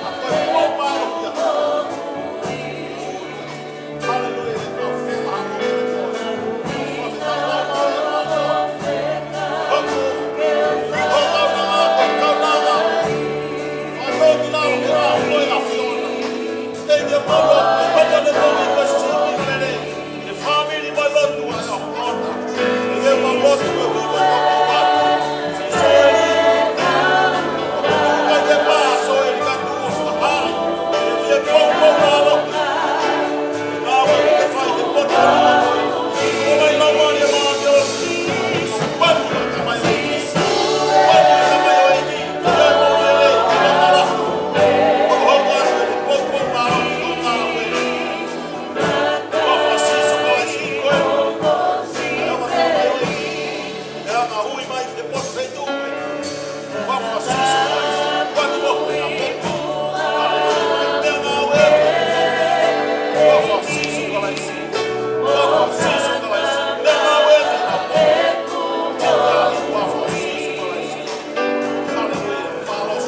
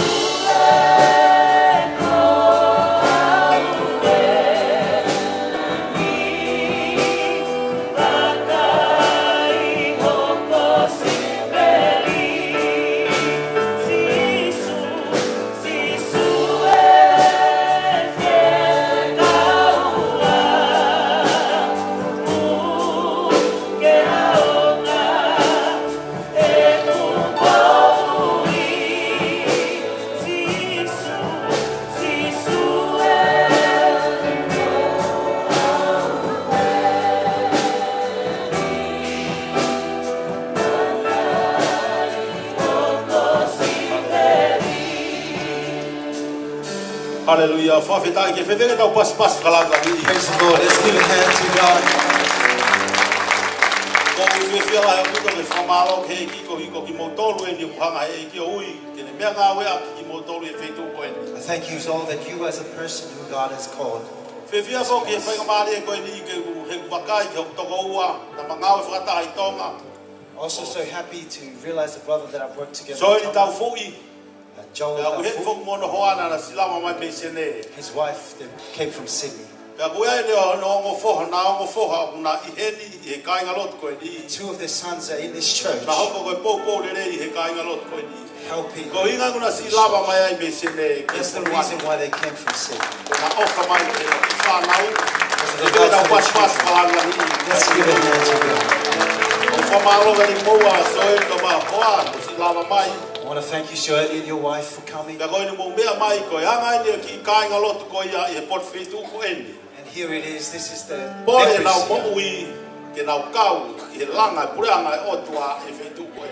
it's being truthful of what God's called them to build this church.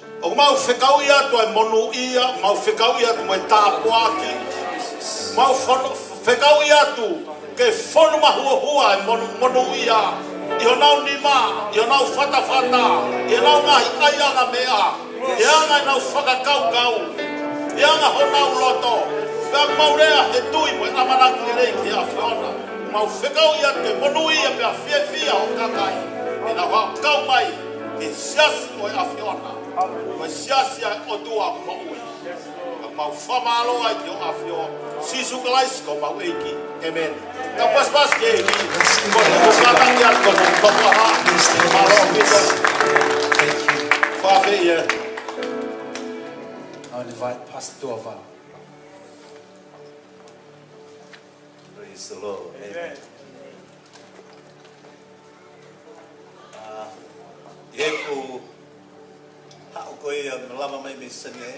When I came from Sydney, I've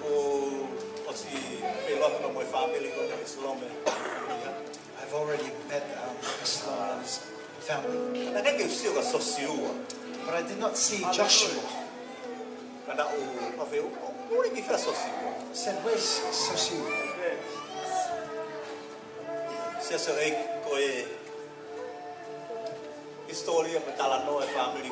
Church of God, the history of this family.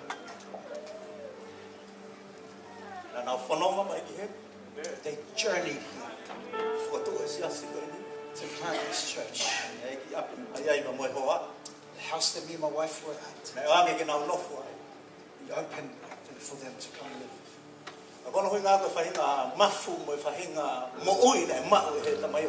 Because of the heart and the life that he had. Even though did they not have their citizen.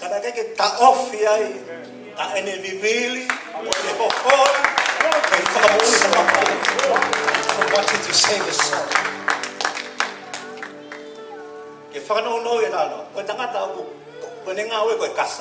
Short end of the story, his job was welding.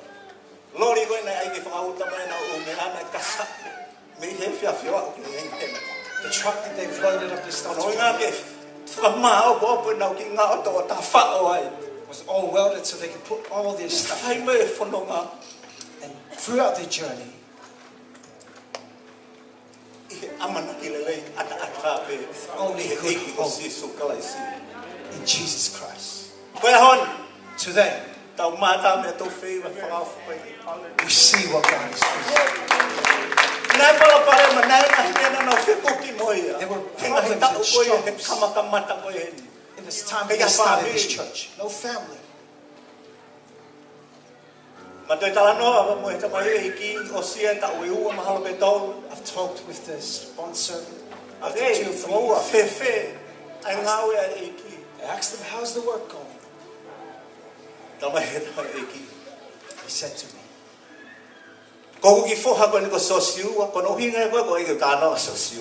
my son Joshua, that's the reason why I want to talk about Sosiu. There was one day he came to me. He said, Essie,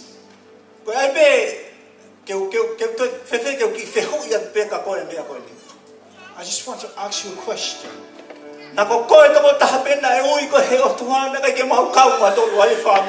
What if it was only you who was called, not us? So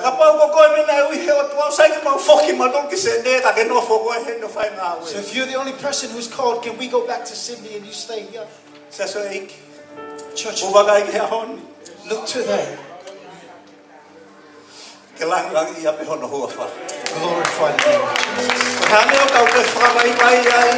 Why Ke whakakoui e laumari, he koe whinangalo ia otua. of saving souls. No because hina that's tau God's kei will. manawa i kei omi he otua whainga mari o manawa mo ui. That's why God is still giving you Ho tau kakai. the opportunity Ho tau of reading. family. There's a lot of people Ilo eiki ko sisu kalaisi. that has not known that Ono God. whakau ke koe koloa koe mea koe ni koe tāpuakia. We think that all the good stuff is blessing. Tāpuakia. Yes, it is Ka koe blessing, ko tau api e. but that's not our place. Kone o si hanga teo teo. E api mo ki mauto. He's already prepared a home for us. E tamai mau whamalo mau whawhitai e te koe tamai. Kono i ngā koe taimi whakakolo lahi e o mau inasi ai eiki aha koe. Whawhitai e eiki koe ngahi wholofola ko o si tūtū kies. Pia mau ilo e ki mau tau heka ke whoki tae fua ia. O pau ke iai hono fua. Koe mau lotu pe e tamai. Whakamua pe hokau semani ki tau te whitu ki Palestini. Whawheta e wihena liu whau mo kinau tolu e tamai. Toe ngā kau whaiwhekau. Ke mau tō whakataha eiki. He kua wawe ke te whoki mai e tamai. Tuange holoki e a wahe ko toa pe tamai. Kai tuku ke hā mai ho whiwi whakamoiwa moho māloki o kutai whakangata. Kene hanga i kuna e ngahi mea ko toa pe une hanga taofi. Taofi hono whakamoi e lau maari e. Eiki uke a whio mea ko amanaki en ke mau mātuku. Whoki ato ki nau tolu ne nau puna me ngai wheitu umamako. Ki nau tolu ne whakauri mai e tamai. Ono i ngā pe koe aho whakakoloa koe ni e tamai. Koe mau lotu i e tamai. No whamau ho lau maari e tamai he mo ui o makaloni. Pa pehe ke toenga si whalukunga kakai nau tūta whaaki ke pou a ngāwe koe ni. Ke tuku e mau ngahi lotu me mau hū ke au atu ki a te koe tamai. Kono uhi ngā koe wheitu koe ni. Eiki whakakakato mei olunga ai ana ton ke hu mo kau ke ai mau loto hake atu. Te koe kreso tau eiki o wha do ta mai whiohi pa mo lau mari ma oni. No fo ma wa ho alo o wha ia te mau toloni hono ko tope o wana hili. Kai whai kota ngata. Amen. Amen. Malobi.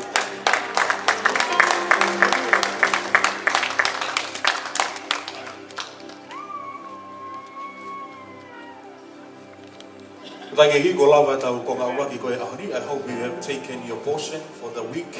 Ko tui piko ke to'o ai ko lo fola. Ko lau maari e pe. It's not by might, it's not by power, but by the Spirit of the Lord. Kai ko hausia po ka tau kei ka ko hipi lau maari e mātua ni. Tau ngā lava e whai ngai ngā ke. O whaamu pe ke lava mai e Siasi, kau mai kau whai whikau. Ko korea te ki mou tolu, ki mou kātaki mai ki mou ani, ki mou ai e tā pe mo i Siasi fo o koe ko whuatu. Ko ia koe paionia o i ngā we, ko whaamu ke Siasi a makaloni ki mou lau o ni moani. Ka ai pe mo i tā pe mo kātoa e kau whai whikau, na i heni moani. E ki waha taimi lau mo minute si, pepe mi heni pe mau mai ai kau tama pe mi he tafu. Pe tēnā toki whakailonga mai pe mi ai. Kore peke i Siasi a makaloni, mo kataki mai moani. Ke ai mo tā whakataha pe mo kau whai whikau i moani. Malo.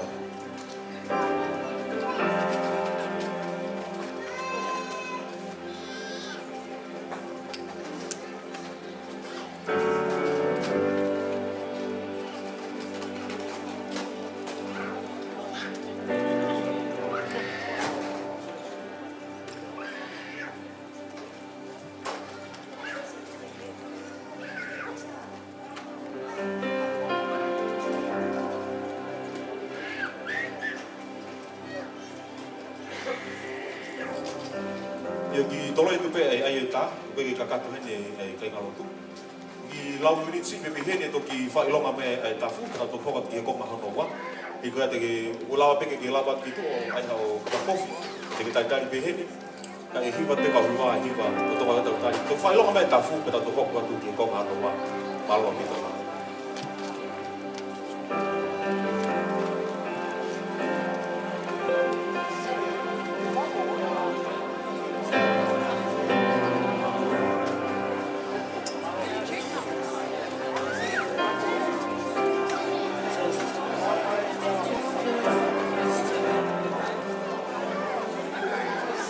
Test.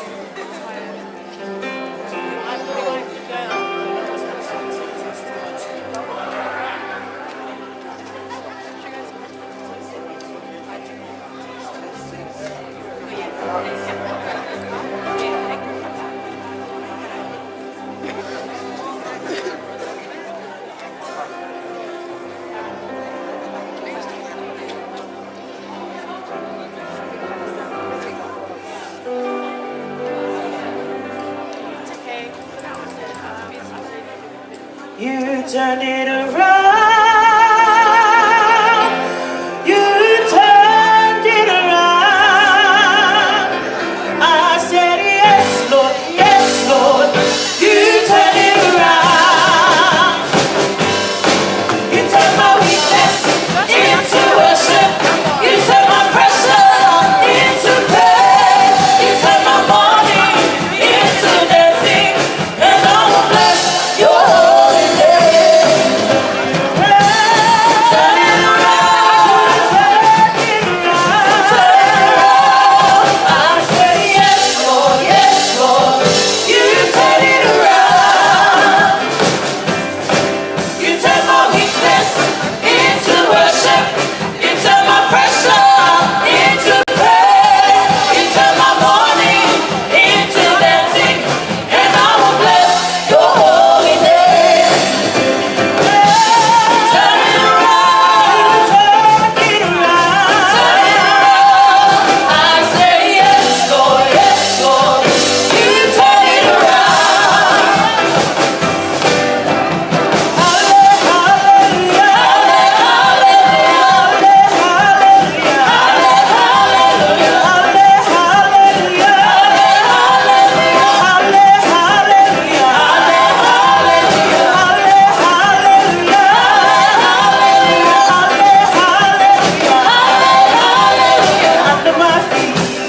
Under my feet, I've got the devil under my feet, under my feet, under my feet. I've got the devil under my feet, under my feet, under my feet.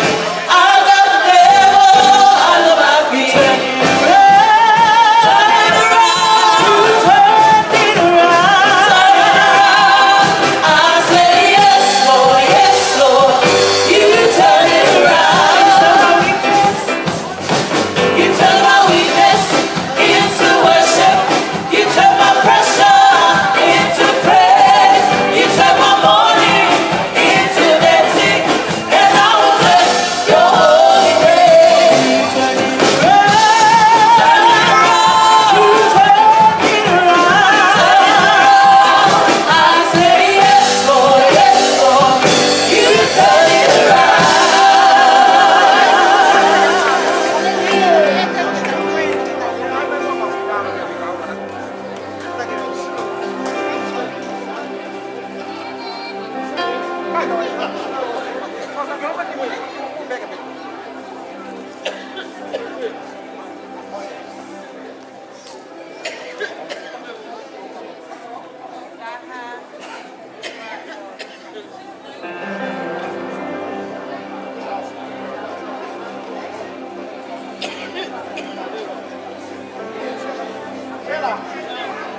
Io. Kore de veke kau kau katak mai ke. Ah vai ta be mai Siasi ku ye no.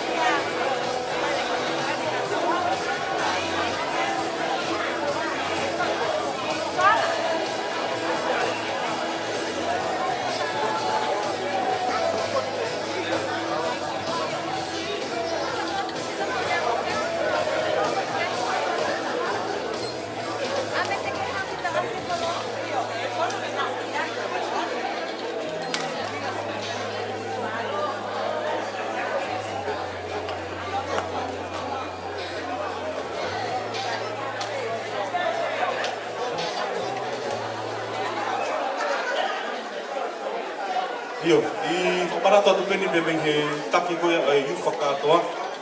Koe koe pe ke taki iu o ngai Siasi, lau ki whakataha ki mua koe pata hoka ki he kai.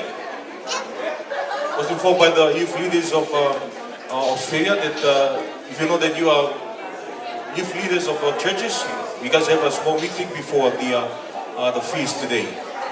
Thank you. Pau ke ila tataha ko e taki ufu mo Siasi, ka takpai ki a sikalo whaapu ki whaingo ki tataha no no, ki mua kai patau tu whoku atu ki he tonga hau no wa.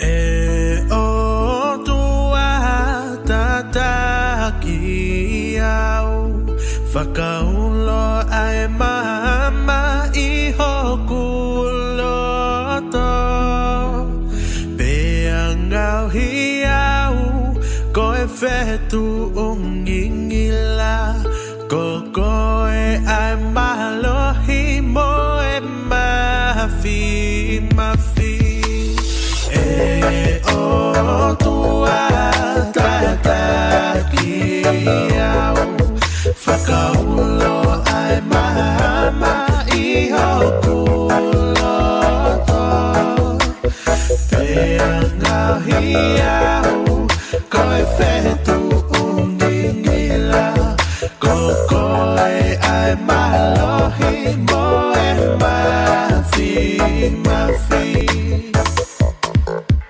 Lay down, my dear brother. Lay down and take your rest. I'm gonna lay your head upon your Savior's chest.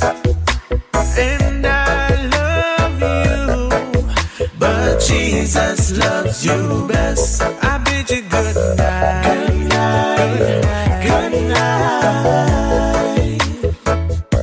I bid you good night. Good night. Good night.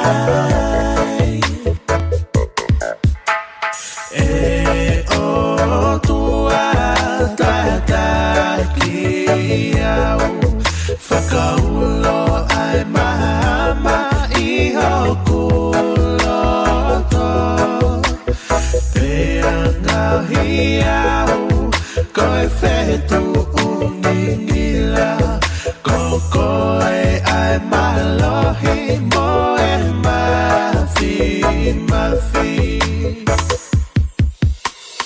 E o tua tataki au whakaulo ai mama I hoku loto Pea ngau hi au koe whetu ungingila Ko koe ai mahalohi mo e mafi mafi Lay down, my dear brother. Lay down and take your rest. I'm gonna lay your head upon your Savior's chest. And I love you, but Jesus loves you best. I bid you good night. Good night. Good night. I bid you good night. Good night. Good night. I bid you good night. Good night. Good night. Good night.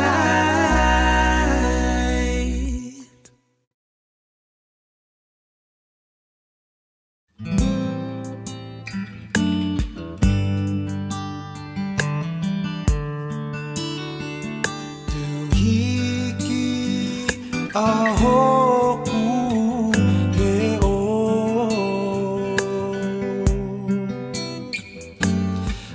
Faya tu ai whakamalo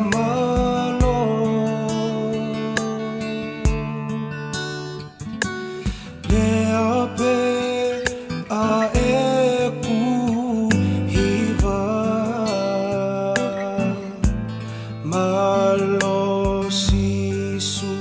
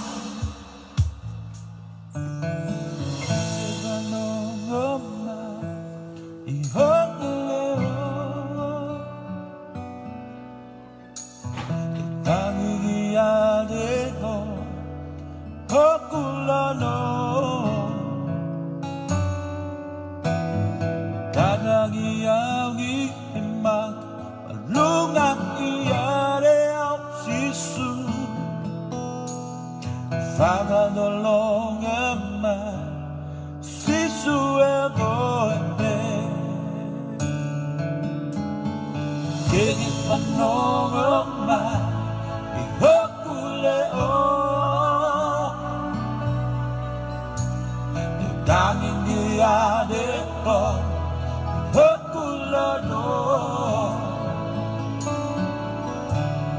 Tagagia gi emma Lunga kiare au sisu Faga no longama Sisu ebukote Ke fanongot ma Ki hokule o Tangi dia deko Ki hokulono Tagagi augi emaga Maluga diare au sisu Faga dolorama Sisu elodome Noma ui fale Oda engata Falawa gio kabau He ogumanu Noma ui o ao Ke uhiva giate ko sisu Fakamalo gio wafa Oda engata Gege fanogo ma Ki hokule o Tangi giade ko Ki hokule to Tada giaugi emma Lunga giade au sisu Father the long out my Sisu el gobe Noma ui fale Oda engata Falalagi hokabakau He okumanu Noma ui o ao Ke uhivagi ate ko sisu Vagamalo gio wafa Oda engata Noma gio vale Oda engata Valala gio kabakau He okumalu Noma ui o ao Ke uhivagi ate ko sisu Vakamale ki wafa Oda engata Gege fanogo ma Hokule o Tangi giade koi Hokulono Tadagi augi emaka Maluga iade au sisu Paramai Sisu ebakobe Nenoma iyo fale Ona engata Malalagi o kabakau He okumalu Nenoma iyo ao Ke uhivagi ate ko sisu Vakamalo gio wafa Oda engata Nenoma ui o fale Oda engata Malalagi o kabakau He okumalu Nenoma ui o ao Ke uhivagi ate ko sisu Vakamalo gio wafa Oda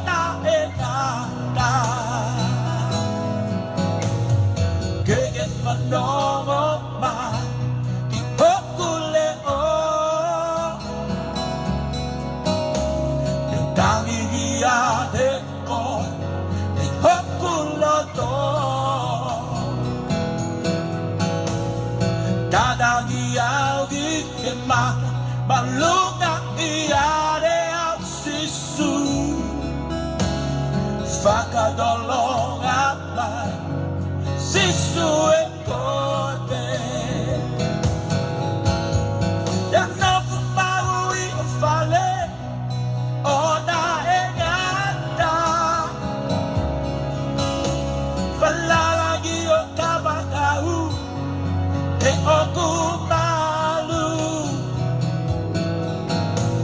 eu não maui ao que o rivagia de sisu vakamalo ki wafa ota ekata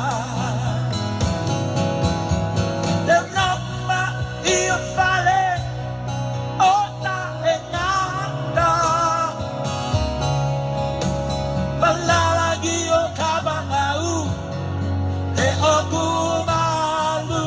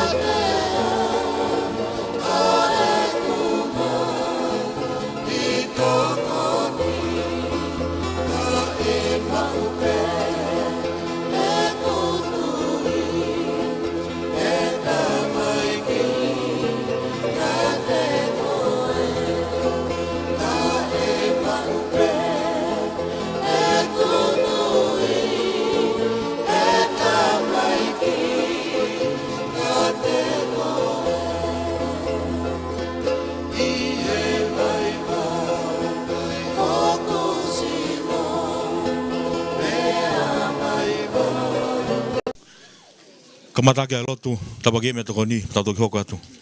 Malo.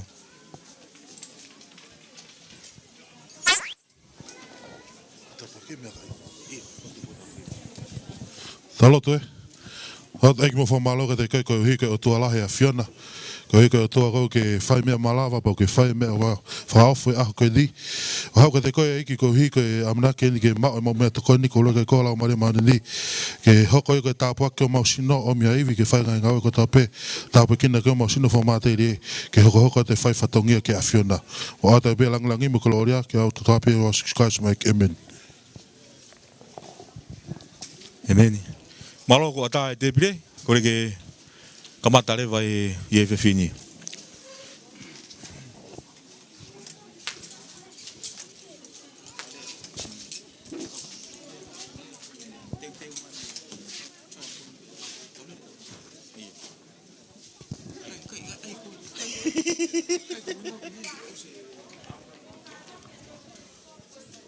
Iyo, motu ata pe kamata fa igoni ta fa igoni.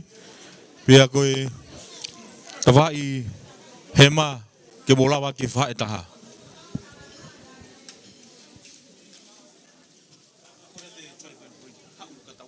Iyo.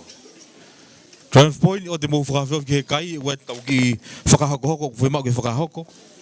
O tonga e mau mea toko ni hoi whangi whakameite ke he keheni. Koe hiwa, koe whaiwa, ke whalalangi o tau eiki.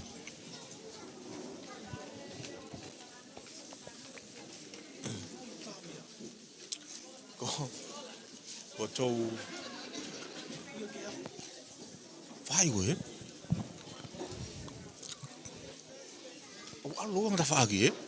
Iyo, kora ke whai koe ni kata koe mo save me whai koe ni whai tō matau. Koe motu peo pa whi e pe ta whaki tō matau ko matei te wa te kau whiwhine pe mi ai. Iyo. O wa mo tari pi motolo sai pe mo tari pi motolo.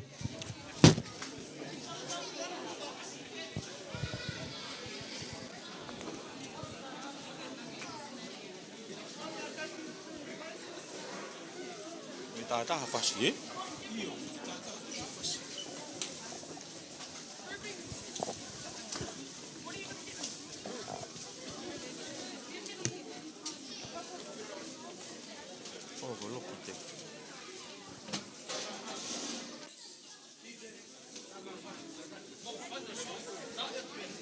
Telefona koe? Iyo. Iyo. The ox is here. Iyo.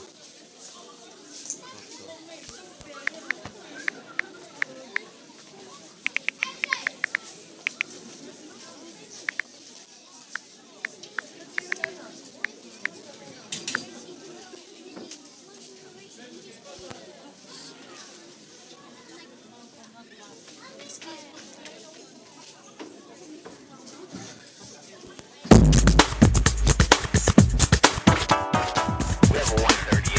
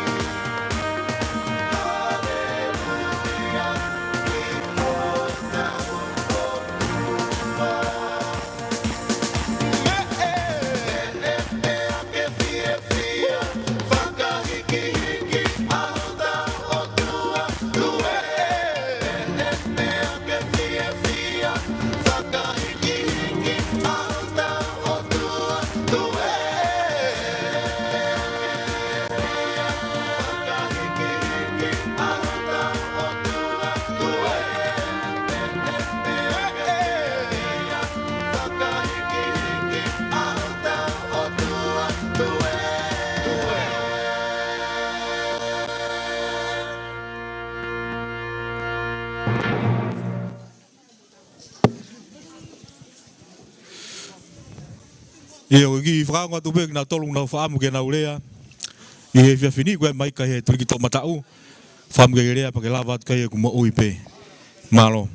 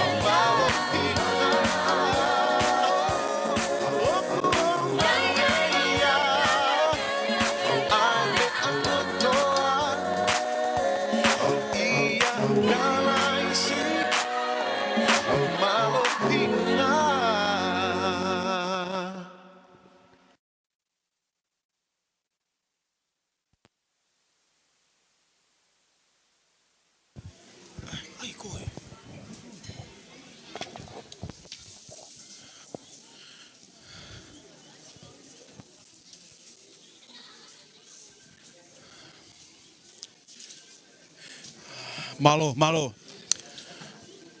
I he lolotonga koe kei mauho mo mea toko ni. Ko whakalea atu ki he siasi koe ni koe a try and point. Ke teu mai ke he ose foi fasi koe ni. E huai e tau foi hiva whakakatoa. Ke kamata aki e tau polo kalama koe ni. Ka i haki nau tolu koe ni he te pile mua. Ke mauki i wakai hake peki ho mau tuliki tō he ma. O ku iai e maika o ku tuu pe ho mau tuliki tō he ma. Ka pamai aki me i he tafa. Ka koki mau tolu koe ni o ku iai ha mau lea pe ko ha mau hiva. E tā e tau foi hiva e taha. Pea hoko ata e tau polo kalama. Ko kole ko ilo peheni o ku heni mo e foi hiva as.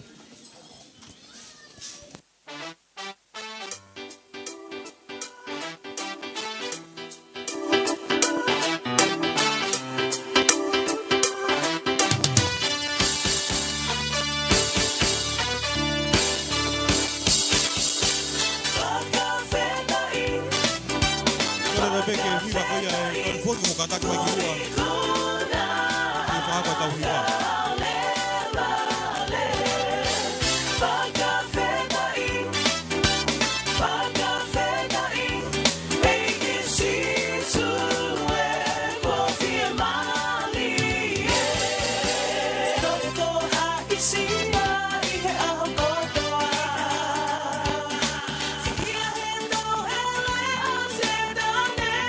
Kore te peke dai fogo sama popo mai ki mua ke tau hiwa tau kamata kia. Kore pe lo tonga ai tau ai te mi ke whakawaha mai ek pere rea, tau ia rea. Os pe ai te mi hoka ki rea, pe ai te mi hoka ki rea, tau tau tai mi.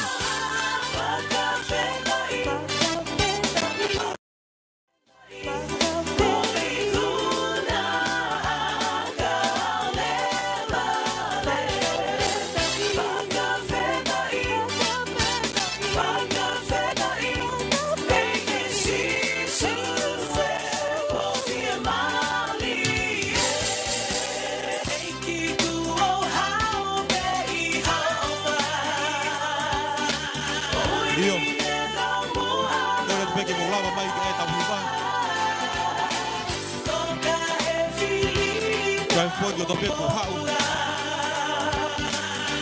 Ya tau hiwa. Lo tonga kai ka kai tau hiwa ka na fuka toa ka ere owa. Na o se na kai o fiu pa na wilo ko be tau hiwa.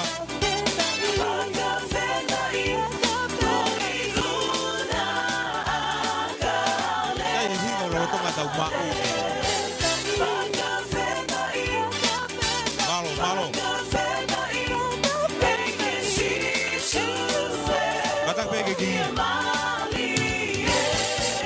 Ogi tata te ki mua ke onga tau hiwa ke horisi ko e kataki.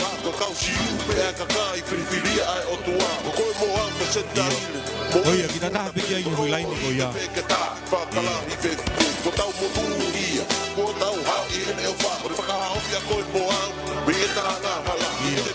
Kore tu e kau solo ke buka tak mai ke Italia ka montolo. Ogi tu tu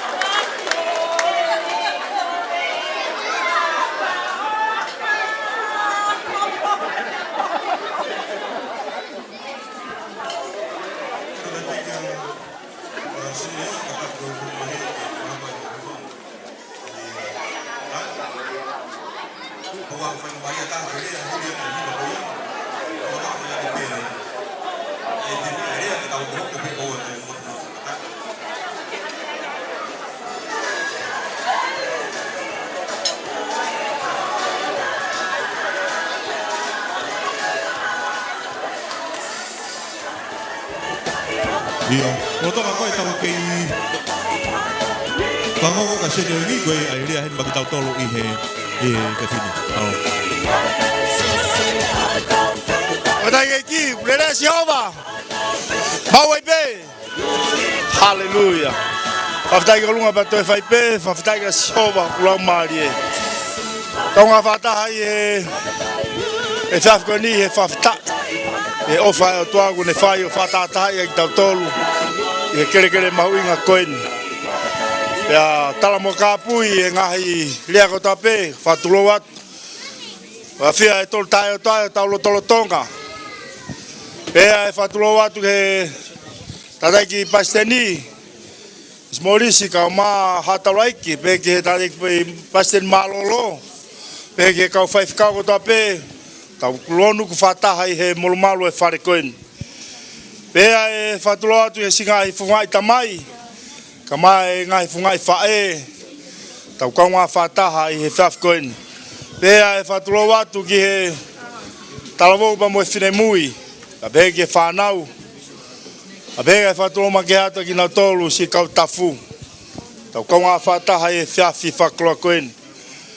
A tu bege u whaharea whafungai atu si ngahi whatamai me i he Sydney. A be singa hi whakata mai.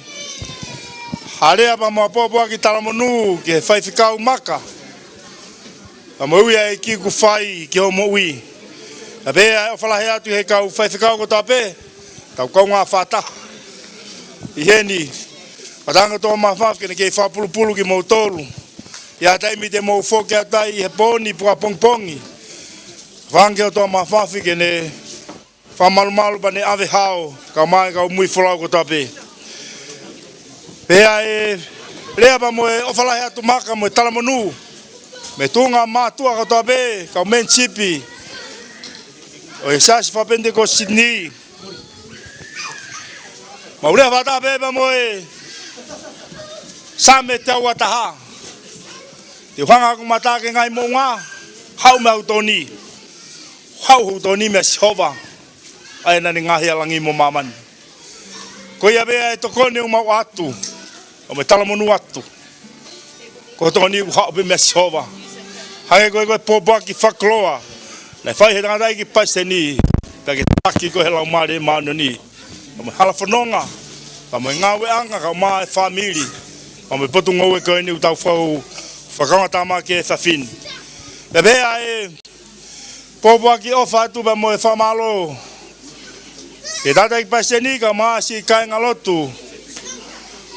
Aini a Brisbane ni. E ngahi whei laulau ko tabe mo whai e aha ne a whi. O au ki a honi. O ma wlawe koloa ai. Patanga o toa mafi ke ne tāpina ki mo tolu. Pa ne whakai o whata tau ko mo ngahi whee mau. Aleluia. Kai aha ngahi tono nou. Ki mau tolu si lava mai. Whatama peke o toa mafi ke ne whai homo whakato. Te hange ko e whaiwhikau maka pa pe putu ngau e whoou. O tau konga whatahai. Pepe ai ki rea pa mo e talamonu atu. Ke tanda i whaiwhikau. Tau konga. Patanga toa mafi. Ka hata ko mamae. Ke poni pua pongponge a kau whalau. Me tapo toa. Ke maulere mo eiki. Paki mo tolu i Brisbane ka maa si whaiwhikau mo e presteni. Ke mau mea hen mo e. Ka taha taimu tau whailonga ki ai. Tau whailonga e huafa e ko Sisu Kraisi. O whatu mo e lotu. And God bless.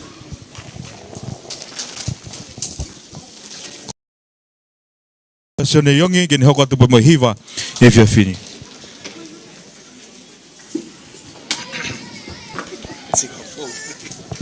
That's right.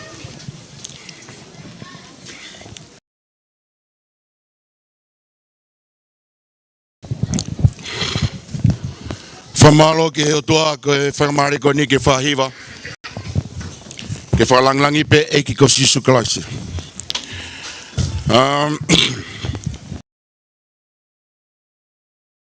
Walahi whakauri uria me Sydney.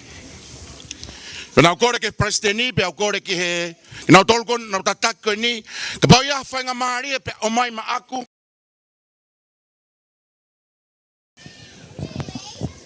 Ke tokoni ke ui ko whai he ki maloni.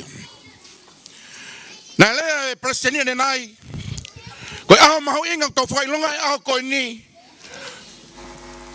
ai manga ai vai o manga. Pea pe he presteni te mau alu maa tuku ki maa tolu. Ka te ke nofo toko taha koe. Ka whamaa popo he tangatais presteni. Fe'ofa'aki moe.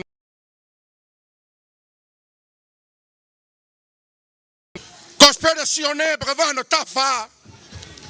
O pe ai e sisu ke ne kawa konga. Hanga o feto pe tene whakamanatu ke te koe ai mea koto be naureaki. Makaloni. Hiva ko ni go hiva ai. Atu e maau mo family mo kanga.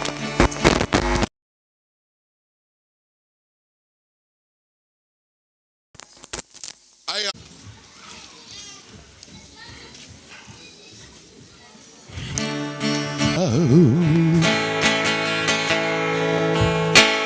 Kakaima koloa Kakaima Lalahi Okay Hefaka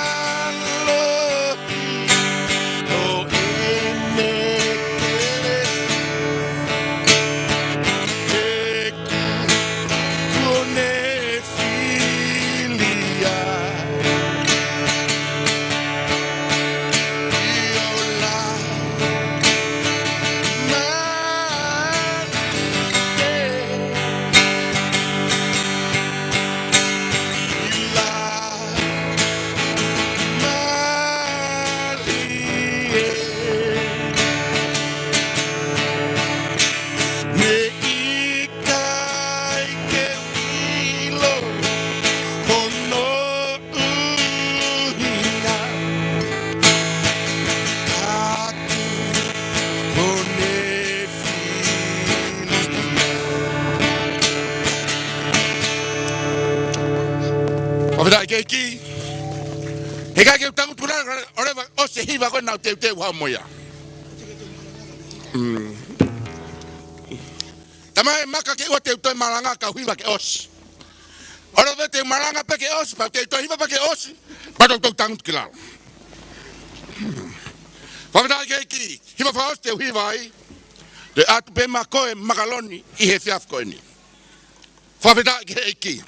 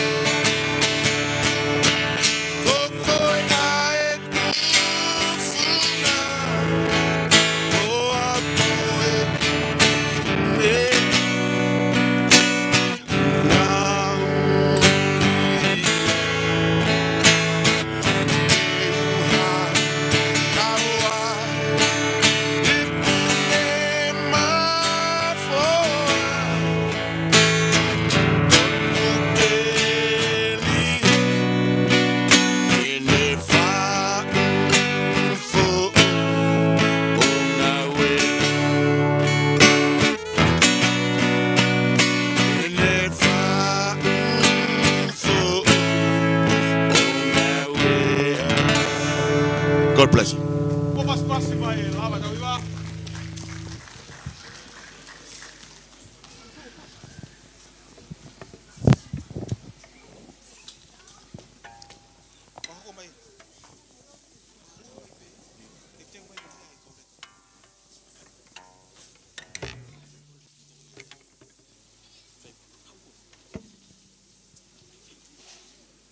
Iyo. Roto ngai rea koni ko kore peki kauta mea ke nau te mai ki nau tole nau hiva.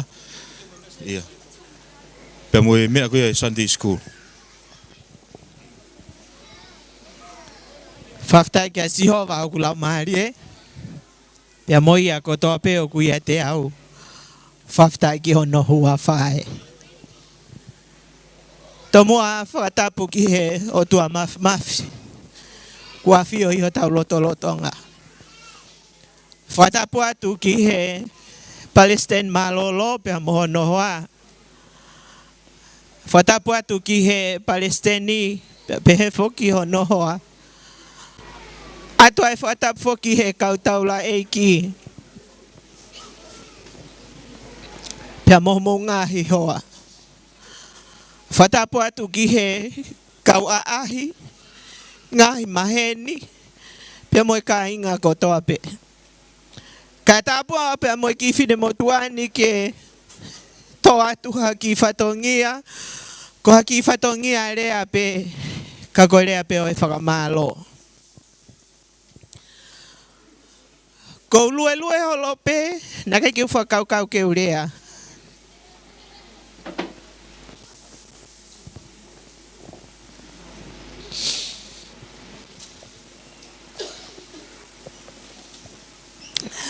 Kai hange pe ka te au.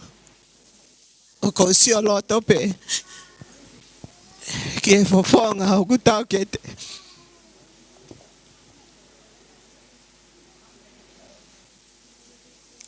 Ko ki whine motua o ku whakahoa a.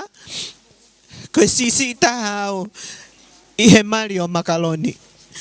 Pa ko hoku hingoa ko le peka lolo i ki motu.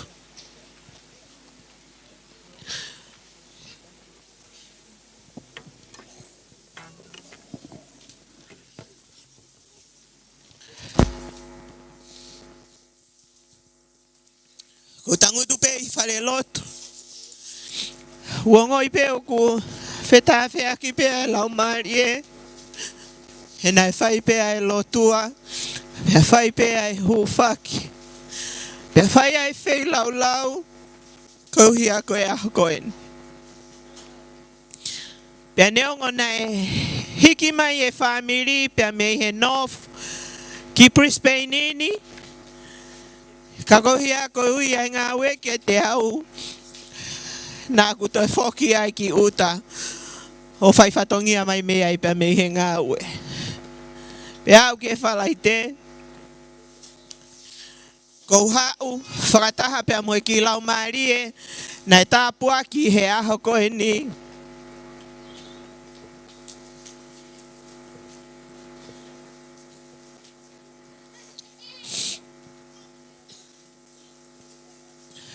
Ko ngoi pe ko lau marie ia tapu aki ia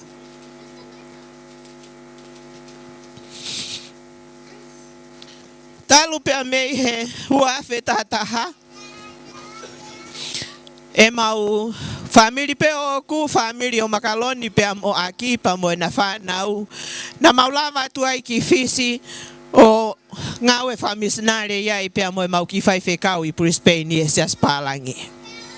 Nai hoko e mau wholau ko ia ko e wholau Fe'ofa'aki lahi. Fe'ofa'aki he tawhaki ko toa pe. Kai mea te pū ki he mau ngahi mo ui o sio matai ho mau mata whakamateri e i he ngawe o whai he lau maari e o mea ngawe aki mau tolu. Pea talu mea i moe mau whokai pena aku talange ki a makaloni. Makaloni ku ostonu pe ki tau tolu. Ke tau whakarere pe tau tolu pe. Alu atu pe ke i mouia aki wha lotolahi a makaloni he taimeta. Kai hange koe na e whahangai aki ia o whakapapa usi i a makaloni. Panak talange le waka aki o wate ke whahanga tuku hifo pehe i a makaloni. Hanga pou i a makaloni. Pea ke whakalotolahi ki ai. Ke hoko ko ha whai whekau ha aho. I he aho ni. Kua hoko ia. Ka kua mole hok tau kete.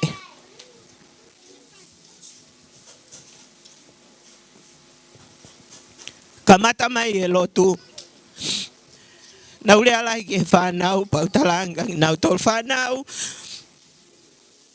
Fie mau e tuu whakataha ke pou ki ho mouta mai ki ngāwe o whai. Heu kai koha ngāwe i au whai ngofua. Ko ngāwe o whai ngata He lahi hono ngahi tā au. E lahi hono ngahi lau I. E lahi hono ngahi luma I. Kau fie ma'u e pou ia. Pea koe pou o ku fie ma'u. Koe lotu pea moe au kai ke tu whakamaka a makaloni. O hoko atu ai ngā ue koe ni. Ahoni o ku hoko ai fotu siasi. Ko whamalo lahi atu ho ai Palestini Ameria. Pehe ki he toenga o e siasi me he Southside. Ko rea e whae koe ni masiva ia. Koe geha mea ia te umawe au ke whakamalo ia tu ake ai ahoni. Pe talu mea neafi, ke ke ulawa atu ki he taritari a neafi. Hau mai ki he ahoni, o ku hounga lahi ki hoku loto. Ai pou, o ku moutu mai ai. Ko hinga ko lango, o e whai whatongia o e aho ko ene. Whatawange pe mua pe amosi hova, ke nehanga o whakafoki atu, ai ngahi mea kotoa pena mo to. O whai ake ai tokoni, ki he fotu siasi koe. Koe ki lau maarie na e baptaiso na e tāpua ki I. Kau ki afe si I o tala noa atu ki ai. Koe whae ai ki tahine koe mauri ka e tamai Australia. Pea mei he ua noa tataha he maufoki mai. Koe ku whai whatongia I he ngāwe. Koe ku lotu ia e ki mea ngāwe a ki au. Ke hoko ko hareo a whea. Pea ke hoko e kuala. Ko ha whakanonga pea moha whakawhie marie. Hei ilo na lava I ke uhanga o whakahawhi haki foi lau marie taha ke pureanga e otua. Kai ke utalai hanga mai. Ka kou fia ke utala loto aki. Pea kou hinga ia nai whetutaki mai ai e ngā we ke ufoki ange.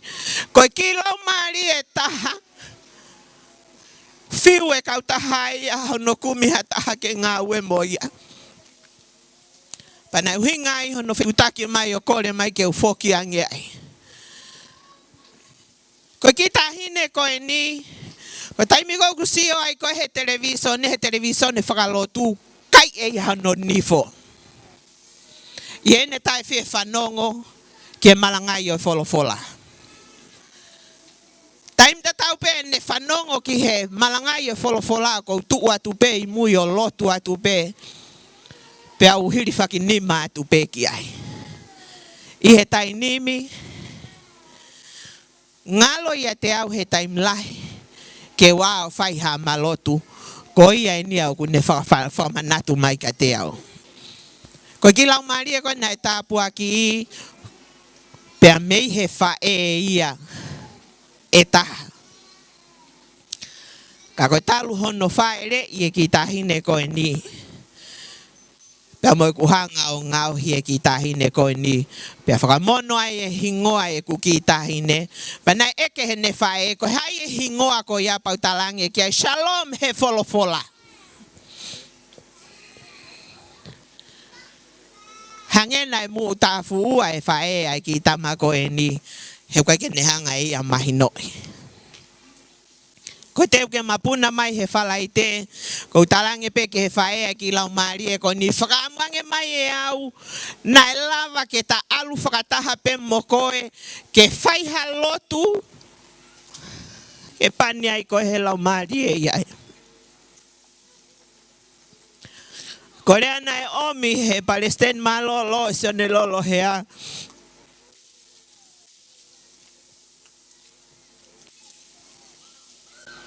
Ko ngoi o ku tāpua ki ia I e mo ui. Whamalo atu he ngahi ako naki. Pea moe ngahi le whaofa. Ange ko mea na e pau mai aki e eska te au ko foki mai eni. Whakamu ange pe iai pe hatai mi ofi mai. Ke foki mai iai. Magaloni. Talu e ku foki. Ko hoku mafu te fua. O ku ihe whanau pe amo ki mautolu hi heni. Pe amo ngau e o whai. Tu whakamaka tu pe ake laka. Tai teki. Pe awana ke iri fia he ku ke kau mo Sihova. Neongo e lahi hono. Lo me kina koe. Pe neongo e lahi ai ngahi. Pe au tae halafono ngā. Tu whakamaka tu ia Sihova o tai teki. He tene kau pepe a mokoe. Whamalo atu, si kau whewhine, kau tangata i he tafu, i he whakamata vela o e aho koe ni.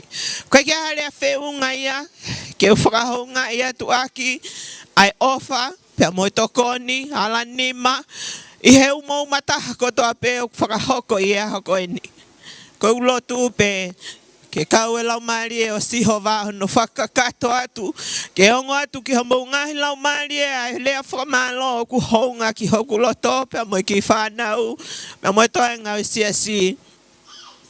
Ai ofa pea moe tokoni kotoa pe. Kua mou whai. Whamalo atu i he mea kotoa pe. Whambe ia hato e taimpe heni pe te tau toi whetau laki fie fie ai. Malo tu au whatu. Malo apito kore peke tau hoko tai peki he ai te mea whanau i he whiwhini. Pia o mau le rei peke toi lahi pe mea toko ni pau whaam ke mou labat ma mea ki apu ke whainga maria pe ai mea kotoa pe.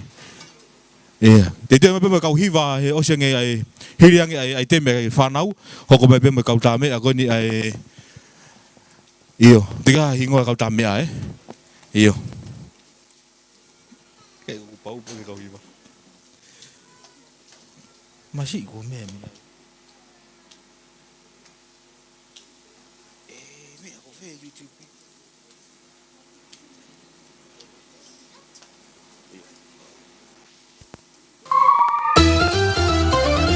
Nobody else can take your place.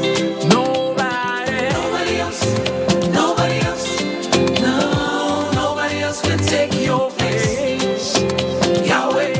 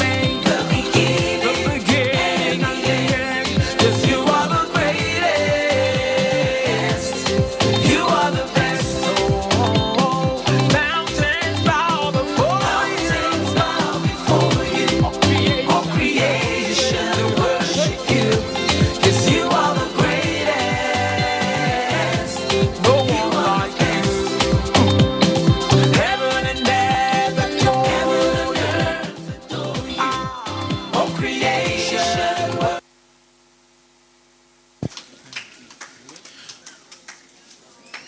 Kola ke kauhiva ko ni ko e fafunga men mo lava mai ki loto mali e pe. Ka kuia ia taha une fe mau ke fai hanelea o ko kola fa mo atu lava mai pe ki heni ka ke lea no pe. Ku vave pe tau taimi. O kuia pe mai ka he turiki to hema kona i mua ke ngau e aki.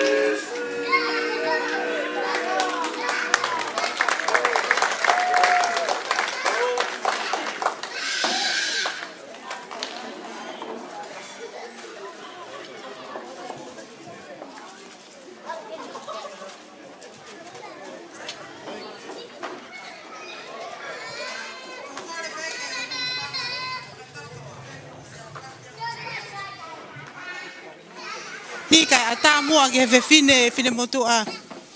Ma ulala ko ni ke fai haki le fa malo. Ka ki mua ko ya te u ki whakahoka tupe a kuhingoa. Ko kuhingoa ko Koriana Safi, Winchester. Pea ko ku lere mai mi hapai, mi whakakakai. Pea ko iai o ko ihene a honi, ko uhi ko makaloni, tau kolo, ko familia o pito u whae, ko ere noa vea, Safi. Pea ko kutuake ko fie pe, ko sioat, he ahoni ke si ene. Ngā ue lahi o kuwhai o a usi ai, ai whatongia ko ia kua whaki ki ai i he whiawhini. Pea ko o atu ai whakamalo, mi he whamiri tau kolo, si whamiri ai kotoa o makaloni mo si ene whanau paea, whamalot ke siasi a o mou ofa. Pea ko tau mawai pe ngai whangamari e ko ni ke tau kawai pe whakawhiawhia. O na whakanofo. Malo au pito o whalahai atu.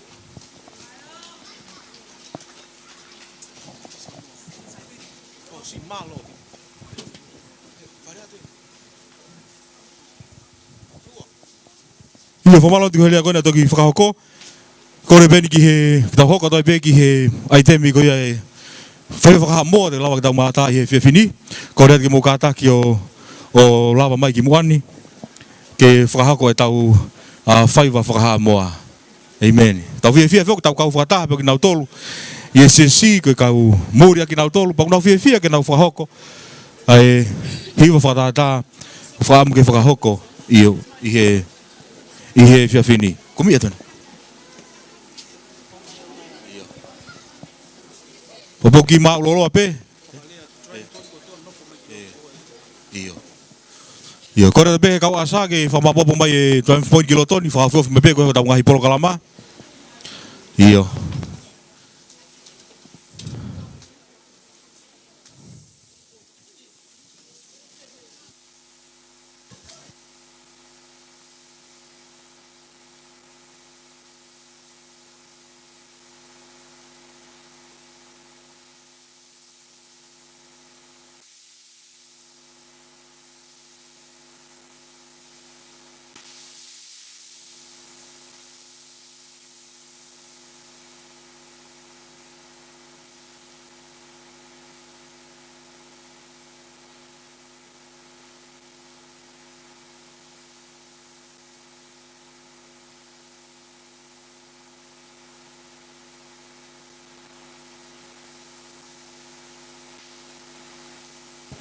Ia, rotonga ke whamapo mamai e temi koe ni, ko kore atu te mo pepe mui ai e kau hiwa e whanau ko ia makaloni. Hirangi pe ni, hoko tai pe ke hiwa e whanau a makaloni. E huare ai.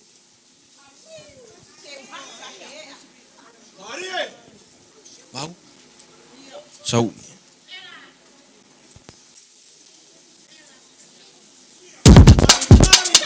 Oh my,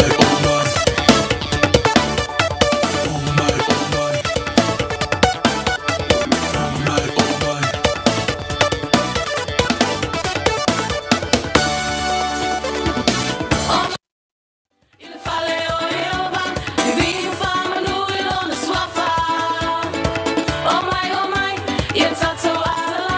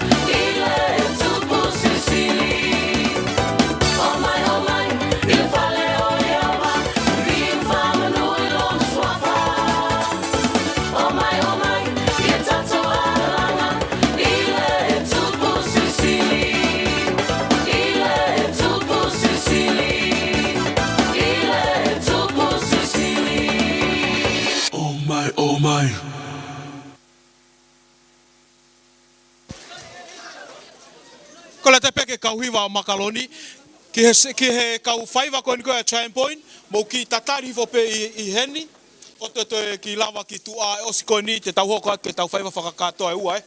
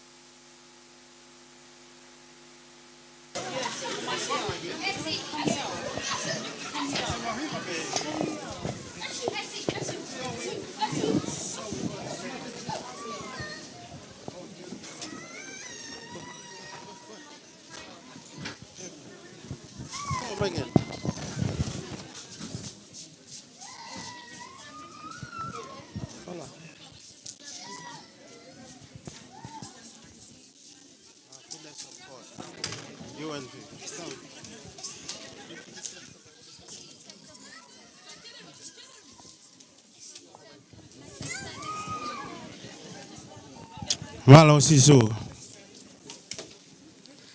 Malo Sisu. Thank you, Jesus. First of all, for malo ke otua, ko hi ko ne ofa, ko fai ke ku mo ui ka maafoki, au ki ka inga lotu. Pia pehe foke a tek tau tolu hono ko toa e lava, ai aho whakakoloa ni koe aho mau inga ni. Koe aho ina ngaho e Sihova, ke tau fie ai, pia tau neke nekai. Ko hinga e tau neke nekai, ku mahino pea ka tau tolu, ko Sihova pe, ai mea ko toa pe. Pia koe ia uat pea e whakawheta i mo e whakamalo ki a Sihova. Kai pehe ki a tek mo tolu hono ko toa, Palestini ka mahano hoa, mo e Siasi hono ko toa. Kai pehe foke kau whaiwhekau hono ko toa, pea moki mo tolu hono kotoa, si ok whangatoko ua, whangatua whawhine. Ka pehe ki he kāinga moe maheni, pea mo hono kotoa ki tau tolu, koe whanau ki tau tolu e otua. Pea koe ia ku ato ai whakamalo, hounga mo oni ki ho mauloto, I ho mo ofa kua whai, pea mo tokoni, pea mo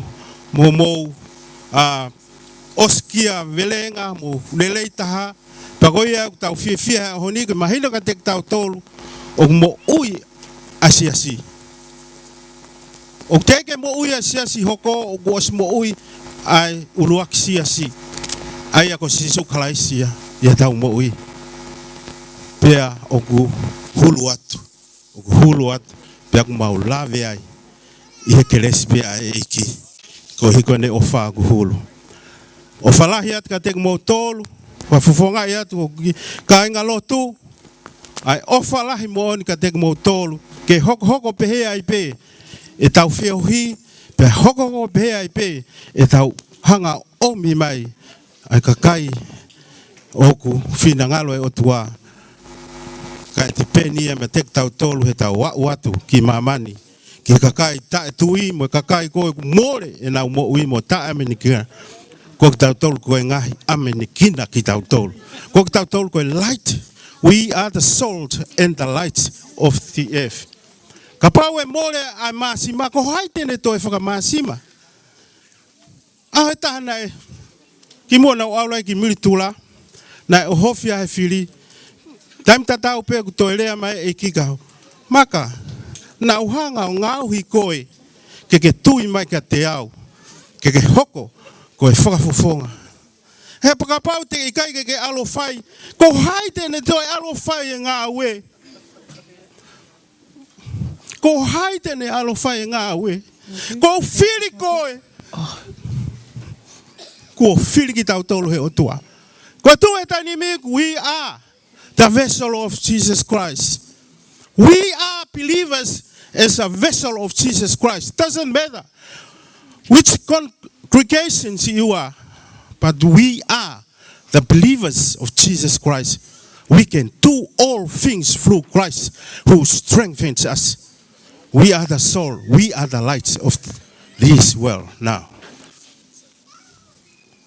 Ko ofara he kan mo tolu. God bless you all. Fai 11 mau hiva. Hello. Pea kolega we hiva ko te mau fai the goodness of God. Pea ospe go ya pa toi. Ai te mau fui hiva mui mui ko fili yao. Hola. No, we're doing that.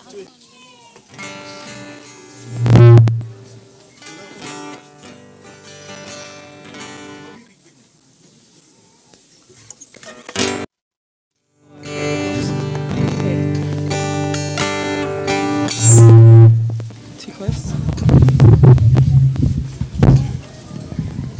Okay. Praise God. Thank you, Jesus.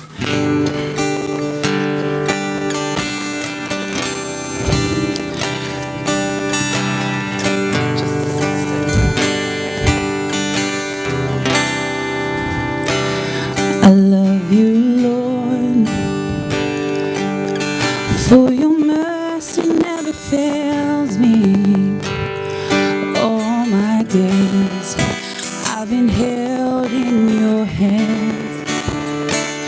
From the moment that I wake up until I lay my head, I will sing of the goodness of God.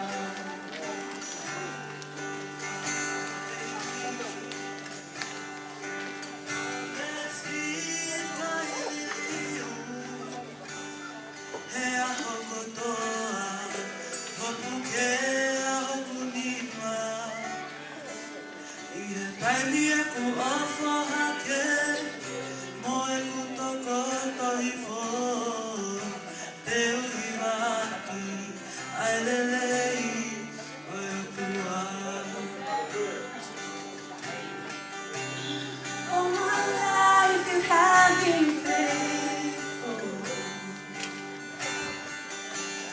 All my life you have been so good. Every breath that I am able, I will sing of the goodness of God. I love your voice. You have led me through the fire in darkest nights. You are close like no other. I've known you as a father. I've known you as a friend. And I have lived in the goodness of God. All my life you have been faithful. All my life you have been so good. Every breath that I am able, I will sing of the goodness of God. I hope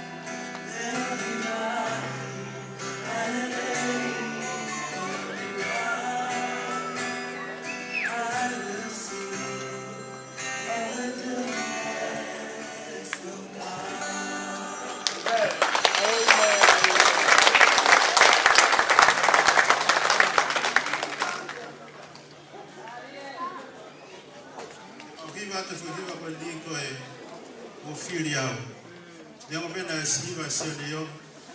Ako mo hinga matulog ko himo fafaha ni. Kaya ngahi fafaha ke mahale tol be fa. Well, you sound so beautiful, like you should. I respect you and I thank you.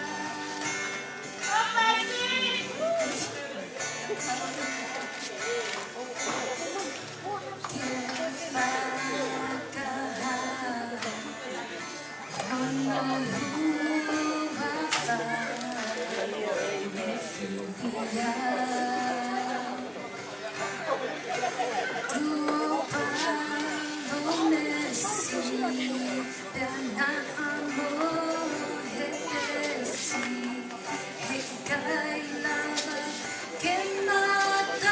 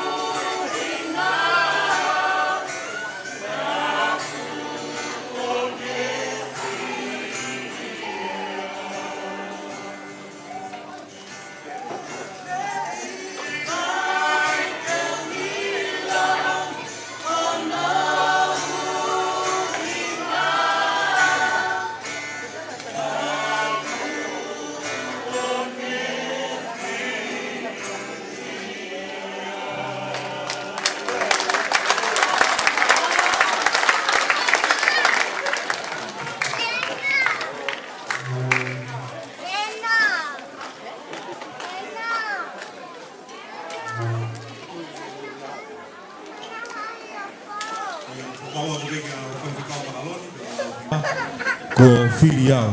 Ka honi ko no whakapau ai tūnga koia. Ka laka e mo ui ke tari io ki he ui. Malonga koia eiki. Ta hoko te e whawhini ki he ai te mi koe whanau koe ni. Kore te peki he transform ko te peki mo ka taki o ki whakao Fe'ofa'aki mai. Ko e hiriange pe ai... Oio.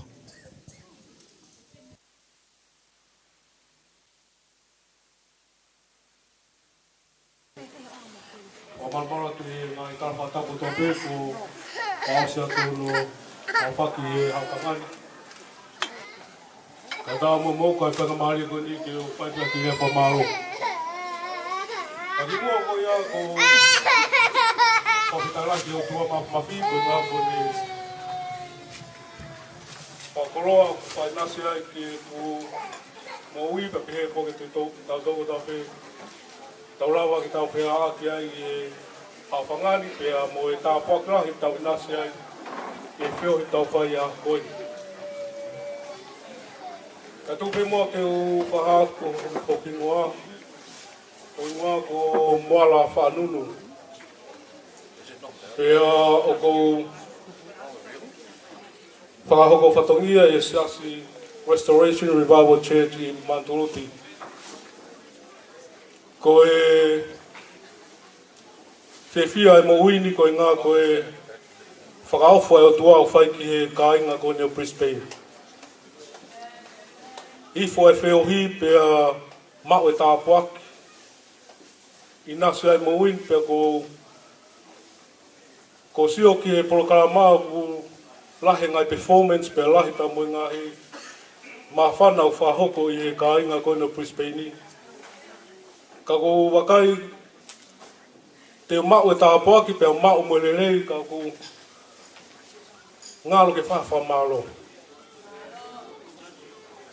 He kai te o whoki atu ke mau wheituu ka o lewa ke whawhamalo kia te mō tōko tā pē i he whiafko ni.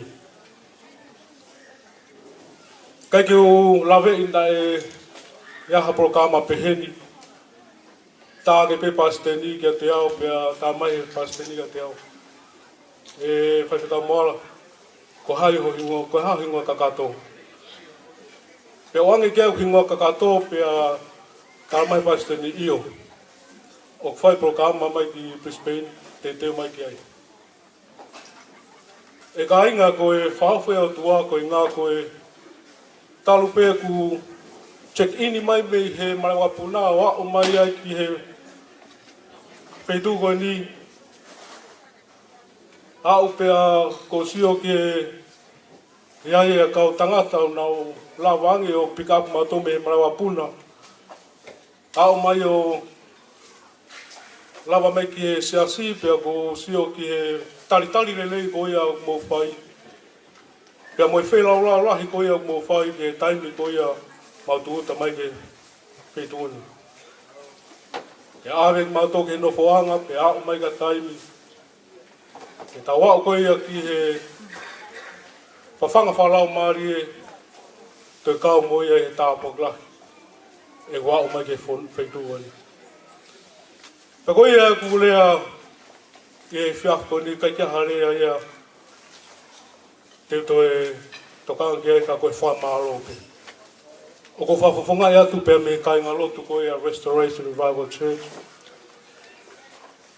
Pēr pehe ke kutoa whakau ko ne pe, pēr me he New One Church.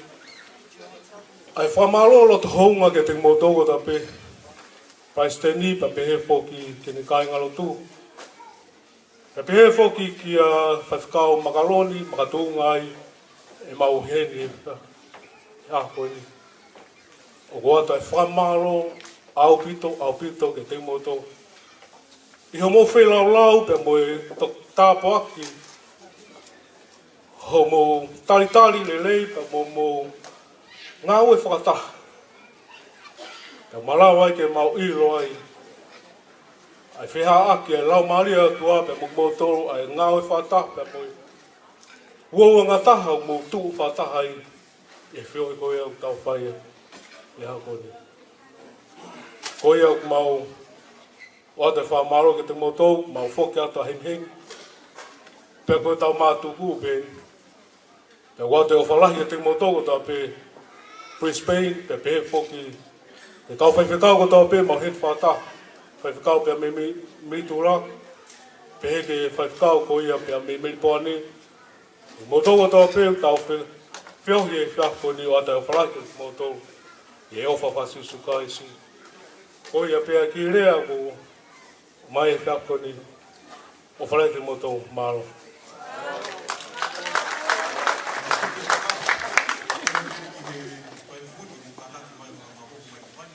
Whamalo ko ia koe rea whamalo e, whakau koe ni. Ke hoko atu e tau whaiwa. Kore peke mō lava mai peki moani ai Triumph Point, koe te tau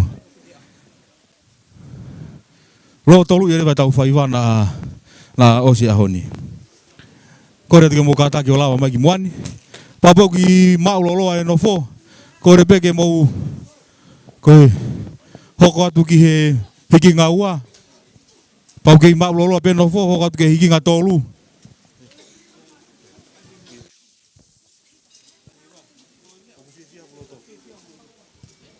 Iyo, oku fia hoku loto. Iyo. Iyo. Kore peke ki tuku sifo ki mo ua ka kataki mai ki moani.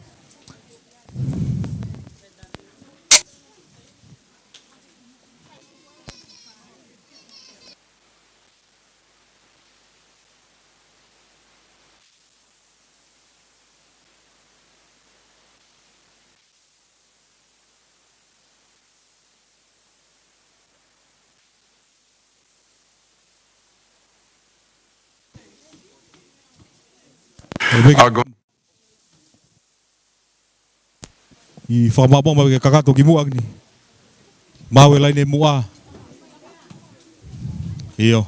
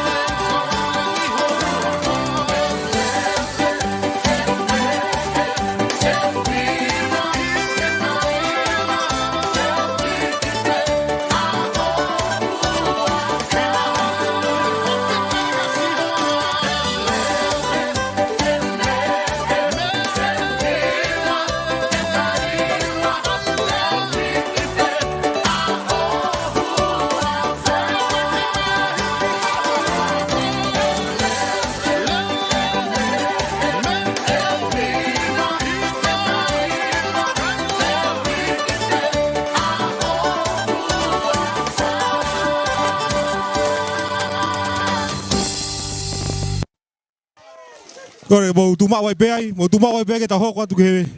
Waka hoko. Ka to mai. Si ao ngari pe ta mau me toko ni ki tuhi fo ia pe ta fa ko ni. Iyo, hoko ta pe ke be hoko. Hallelujah.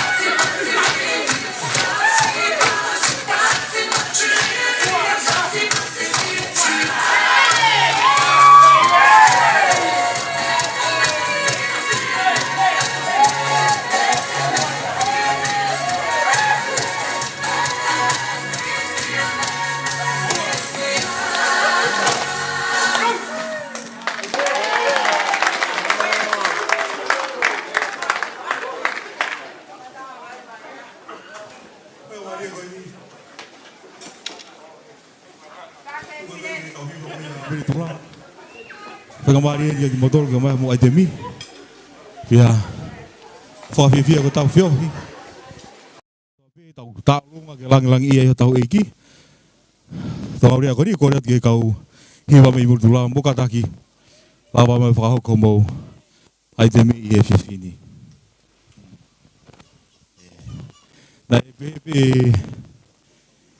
bebe fai hao ka ko ni ku te fe ma fa fi tu to ki lai yang ke lava tu kai kau sikiti ko ni ku te bede ha fitu o ku te lah yang malo avito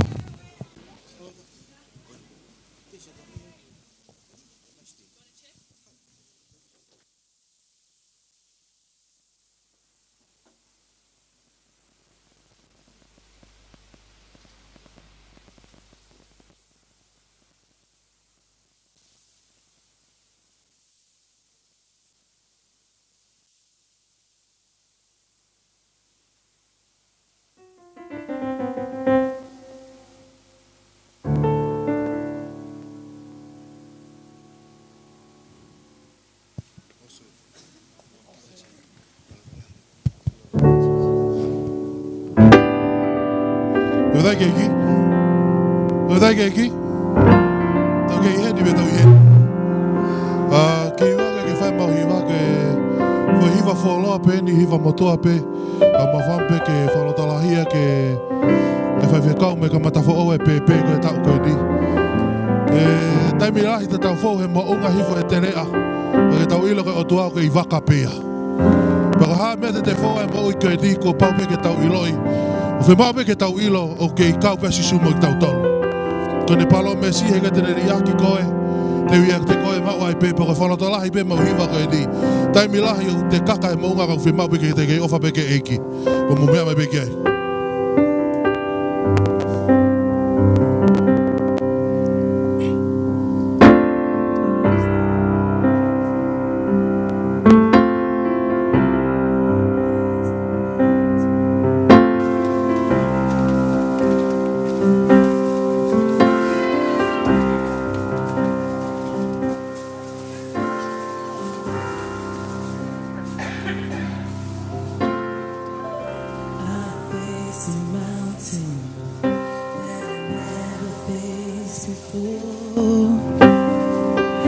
That's why I'm calling on you, Lord. I know it's been a while, but Lord, please hear my praise. I need you like I never have before.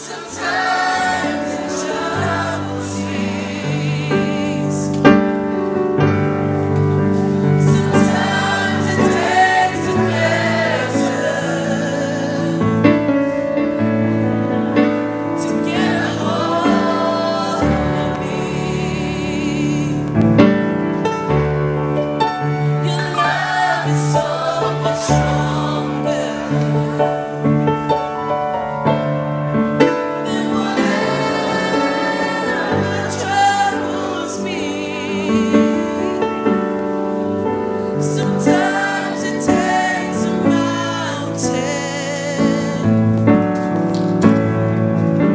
to trust you and believe.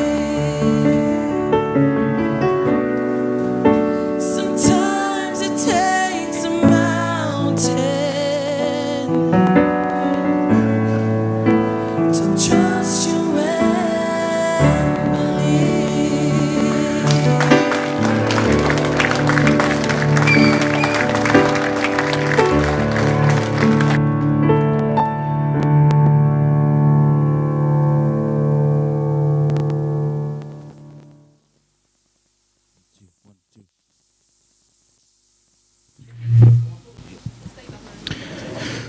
Whamalo ko ia ko hiva u tau whanongoa e whia whini tāpua ki apito hiva. Ko e mo ui u tau whanonga i u pau ke e ngahi mo unga. Ko e te rea ke tau whaua tai he mo ui ko ni.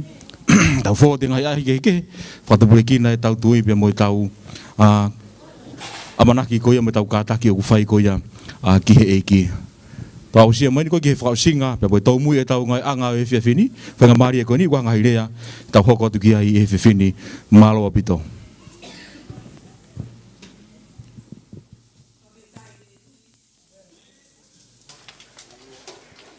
Whamalo ki eki, koe aho whaafo ofa koe ni. Tau whia, tau neke neka, koe wiko mea whaihe o tua, i he tau mo ui whafo i tui, pape e whoki ki ono siasi. Koe kulua ma ke whawha e kurea, kui maho koa ke walango to'o ange, maha ku whenga i ke whihi atu he. Lue mai ki tahine tala mai ai peke no o te ke whaarea loa. Ka ko ia te urea pehe ko whia. Ko tumu aki pehe whia he ko misi ko hoko. Ko manake he whawhatahim na alanga makaloni o whai e tana noa whakaamu ke whakotu e ngā wehe ni. Ko magaloni ko hokainga pea o ko wilo ia e aua magaloni Fe'ohi fuoloa mahen lelei pea ko toto pana ike ke uhanga wia popo ia magaloni ke whakotu o ngā ue koini aki be uhinga o ia i tau ke o kui kai ko ngā ue o whaingo fua. Pea koe anga pehe tu whakaukau he ofai nei kai ke fuu whakawawe ko hui ke whaka ai. Ko hui pehe koe ngā ue ki he eiki o ka pau koe mea mehe o tua ko pau pehe ke whakahoko. Ko hui whok pea koe ku ilo ko makaloni koe wawau. Ko hoku hoa koe wawau, pea ko au koe hapai. Pea kai ke ngalo iau e ki lea na e whai e sion lolohea, ka mataanga pe mao mo ui ki hei ki panane rea ake rea ko ene. Ko wawau ko hono uhinga, koe wawaku pe koe wawau. Ka ko hapai ko hono uhinga, koe hapai. Pea na unofo he wiko si o whakaukau ke amanake whotu e siasi koe. Pea na e hau ki hate au a whakaukau koe ki himi a moritoni o ku ofa i hoku loto. Pea hune pole ia iau i ngā ke eiki. Manatu na utalatu koe hapai eni. Koe foi one eni. Tara mai rewa he hime a moritoni. Konga ki mui o ki vesi o kune pehe. Ka pāpe au mehe moana. I kai lava ia he makana. Ko one, pai masani petene lava.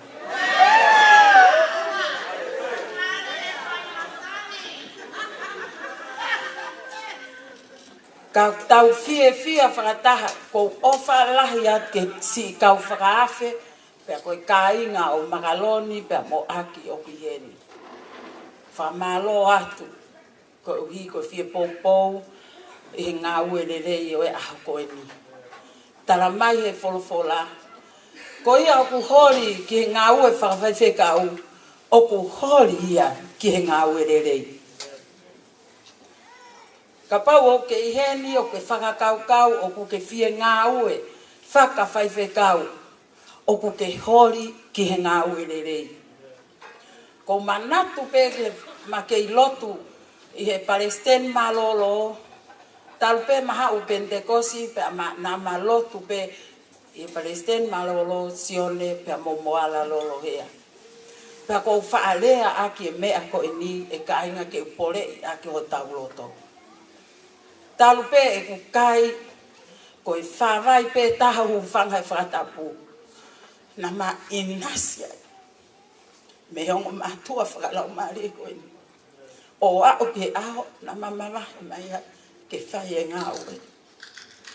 Lahi pe kau whaife kau lelei. Lahi pe kau malanga lelei. Kana e pau pe ho maloto. Ke mama pe he whawai e ta.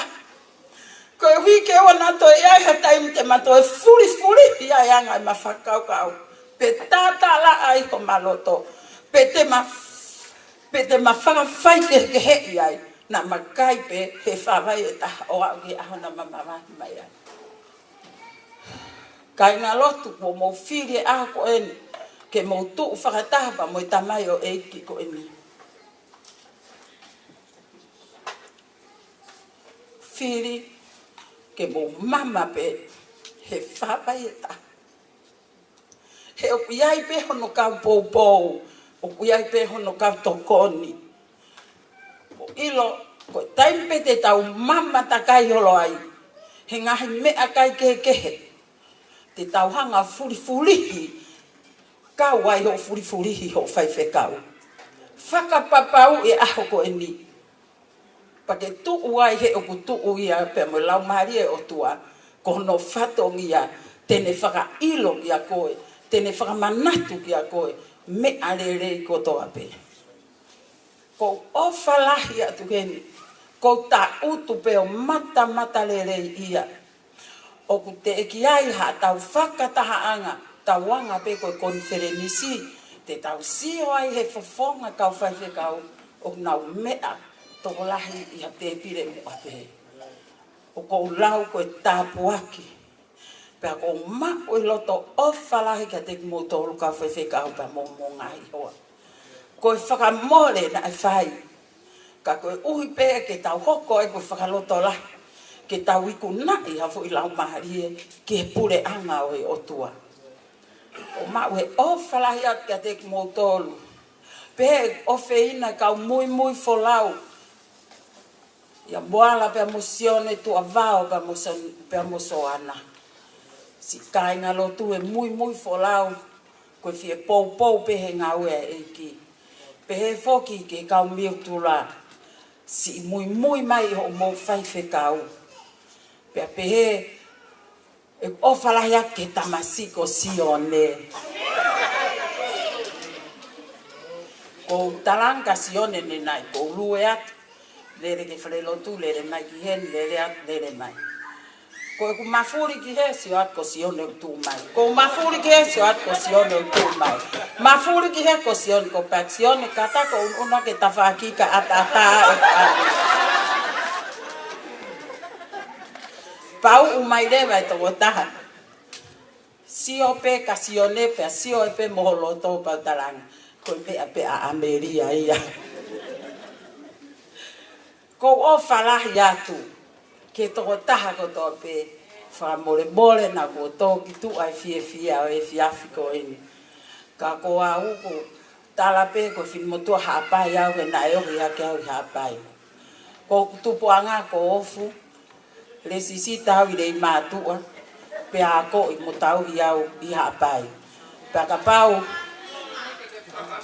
a kapau oku ki i anga e tolu pe ua e ne asi atu koe atu ngai pe ia lahi si fonua ne ave holo ai au. Ka koia katoa e foi tolu koe ni o mahulu hake pea pai masani kia te au. Koia ko ofarahi at ke he tokotaha kotoa pe. Ko whakaamu pe he aho koe ni na e hoko whiohi o tau whai ko ha tāpuaki kia te motolu. Ofarahi at ke he tokotaha kotoa pe mei he te fito hoku loto.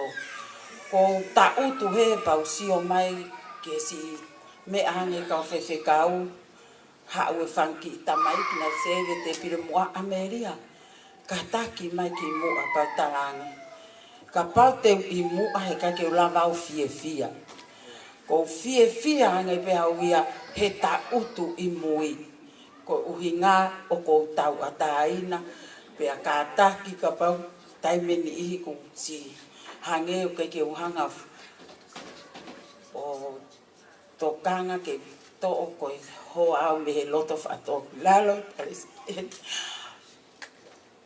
o ko fia ka kato pau tau ataina ka kato ke fia loto ngai o tua i e ta utu pe whantaha pa moi ka inga o ofat ke toko tako ta pe o awha e ko sisu kalaisi maloki.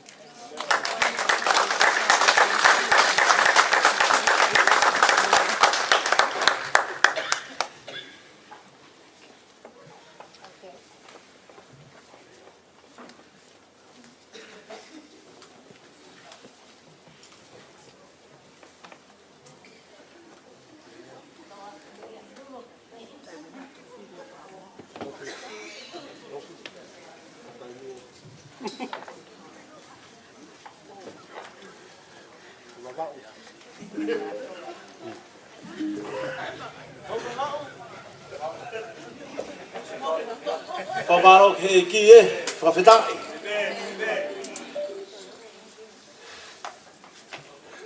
Kau whaalu holo pe ngahi, kai pola pe tau whaalu holo he ngahi, kātoanga pe heni. Tau anga maheni pe koe, taim pe ku rea e whaife kau pea, koe whakaosia e tau kātoanga. Ka kapa e osia ku rea ke iai pe hatahe whie rea ke i, sai pe, e uteki whokmasi su. Amen. Koe e tunga lea koe whaike aki whia. Whamalo lahi atu ke eiki ko hiko ki motor ho mo ke whaatatari. Koe mena u whaamu koe ke whaloto lahi a ke tau ngāue koe ke eiki. Mea ko na mau ako whaiva koe ia mo ako mau ngai hiva koe ia ki he kātoanga koe ni. Nau whaamu pe ke ilo he toko taha ko toa pe i he kāinga lot Brisbane ni. Kāinga lot koe ku ia makaloni mo ki mau tolu Triumph Point Church. Nau whaamu pe hoku loto ke mo ilo ia mai ai hoku loto kakato. Hoku loto o lea whakataha mo apostolo ko Paula ke kāinga Efeso ono vesi tu. O whai loto le rei pe ho mo ngā we ki he otua ka kui kai koe whai ki he tangata. Pea koe mea kune hanga tongia haku loto i he whiaf ko eni ke whai harea maa whana. Koe hui koe tau sio koe ki he tau kātoanga i he whiafini. Ta koe koe kakai toko la he tau whakawhe kuna o mai koe pe mea kuna o mo ua ki ai. Pea ku hange ku alu pe tai mea ke ai noa ia e tau whai wahe ku alu e kakai ia. Koe e ka pau na tau ilo i koe tau whai wa mo e tau hiwa koe whai pe ia ki he eiki. Ka alu kātoa e kakai pia alu mo militula mo sene. Tau whaiva pe tau tolu he naka ke tau wako tau tolu. Koe uhi koe kakai e nau hau. Na tau wako whaiva tau tolu ia ke whakahiki ia ke otua. Emeni, peka osi e kakai e he mātuku magaloni. Pe tau whaiva tau tolu ia na tau mua pe ia ke hiki eiki ko sisu kalaisi. Whewheka tau pas ke eiki. Koe ako whamalolo to honga ia ho mo ke i whaatatari i heni. Tau te whito ka ki mou tolu kui kai ke mou Siasi Pentekosi. Kau tau mo ui tatau pe ki he eiko si sukalaisi. Whakahonga e whamalo lahi ka te mou tolu ho mou ke i whaa nofo o tatari. He kai ke mātuku e tau, he kai ke tau tatari fuoloa tau toluia. Pe osiko ia pa tau tufa paanga i kai. Tau tatari fuoloa pe tau toluia ke tau wongo i ngau e lau maari maanione o tua. I whai ngā fia ko ia u tau mau. Amen. Ako ia ko fietua ki olunga ki whamalo at ka ki motolu. Amana koe ke mo foki. O ko whampe ke mo hangao. Ki motolu koe ki sene ke mo whamahino i mai mua time koe ia. O ko mo foki ai. Ko i ke time piki up koe ta. Time koe ke tolopo ai motolu a pongpongi. Ke owa e te tau Fe'ofa'aki koe time koe ia o e ho tere. O koe time hongo fulu. O ke ata pe ke mo nofo ai. Peka paurewa ko mo toki alu. Po uri ki mo tolu ia. Ko mea beko e te mo whai mo tāpuni e loki mohe lala mohe anga. Mo tokot ke oa ilo mo tolu he kau a ahi mai. Te koe nau foki pepa mo toki tuhake ki olunga. Ko i e nai ngata pe mau totowi i he hongo fulu pe. Ko ia e kone hongo fulu ka koe ia kou toki alo e hongo ai fiafi. O koe ki api he ku nai nofo ai whai whikau PTS. Koe ki api koe ata au pito ia ke mea mai ki ai ke tau nofo he ki api koe ia ka pau ke i toi hani i ke whoke atu ki sene pe ko militora, pe ko milipuane o ku whainga maari e pe ngai whetu ko toa pe moe ngai api kai ngā lotu ke mo lava atu ki ai o whaha maro lo ai pe au skapa mo toki teurewa ai wholau. Koe hoko koe ki ai kou whamaro lahi au pito ko hiko e fusiana koe ni utu o tawhaaki koe. Pe se ana ko ia na special bena ko au bena honga frafe ke hau.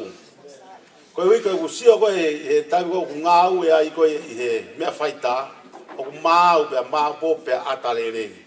Ka ko na ta pe o ko ke hau. Ko mana kai ai ke hau. Kana e fia be ke ne lava mai saus, ma ofat ke ate ko e mo ngau fa fe ta pas ke.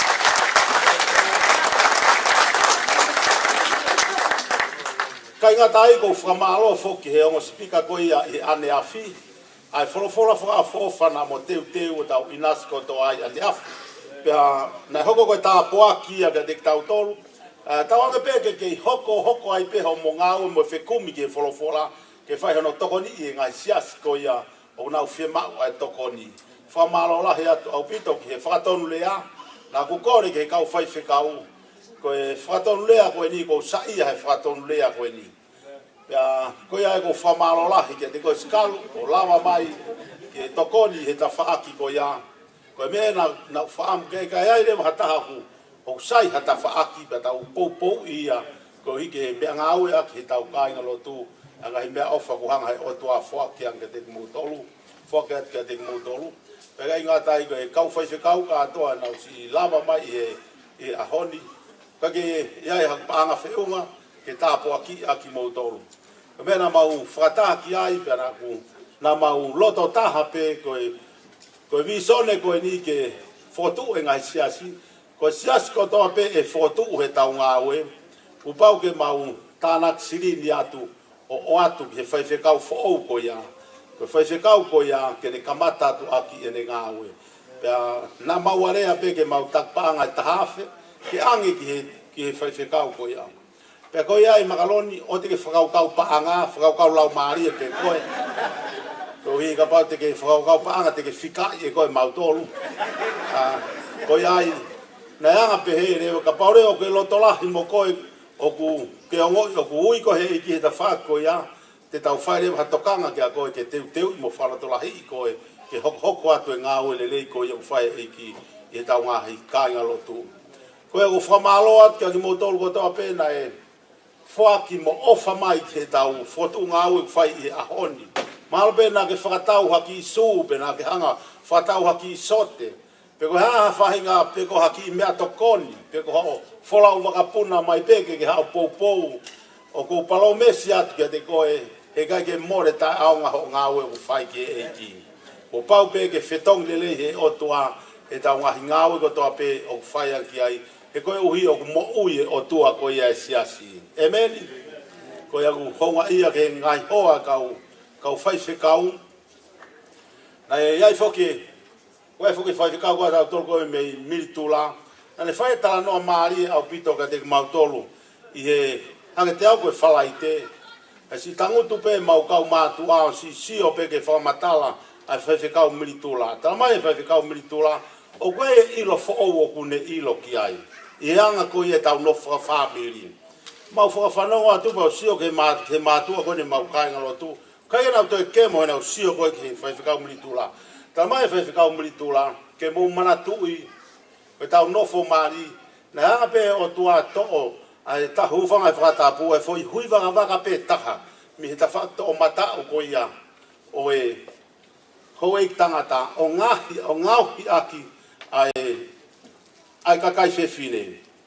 Pea koi ai, ko tau tawhati mālohi ia, koi ai o koe anga tau nofra api, e mālohi mau pe kakai whewhine ia tau tolu.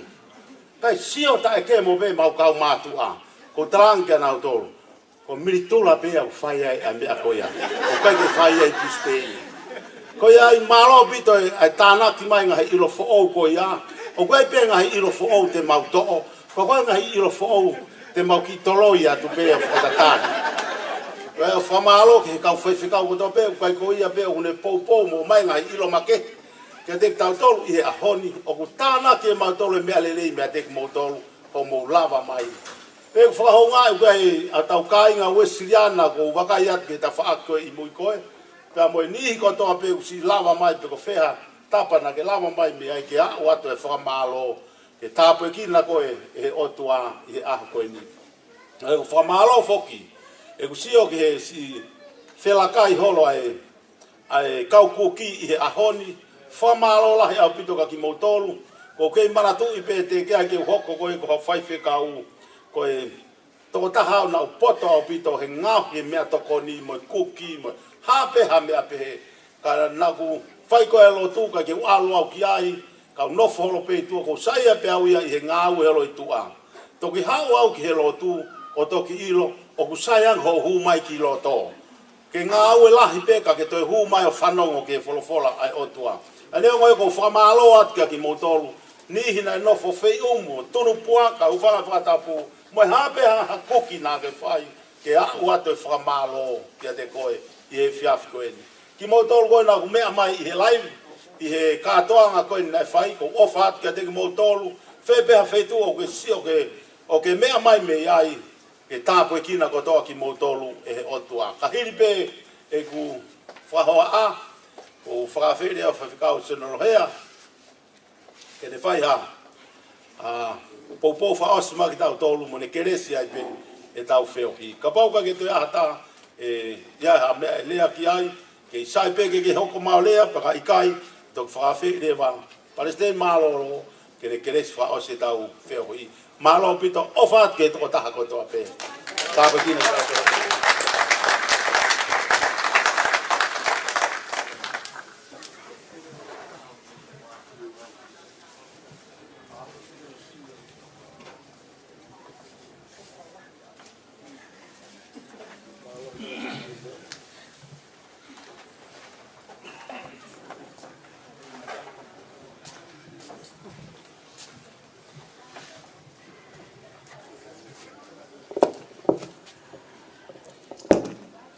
Ko kore ke u whatulo atu, kai atamua ke atu ki whamalo maulalo pia mo tua goeni. Whamalo ke o tua, whamalumalu e katoa ngā whewhia ku tau whahoko, langilangi ia pe a sisu. Ke kuki whamanatu pe, ke taimi koko whaia mea miritula, pe ke tau taimi whakamā vai, ko tala ke kāinga.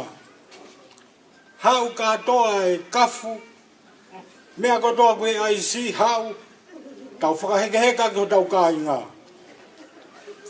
Koku whakarea tu peki Brisbane. Na mau hau pe moi mau trailer.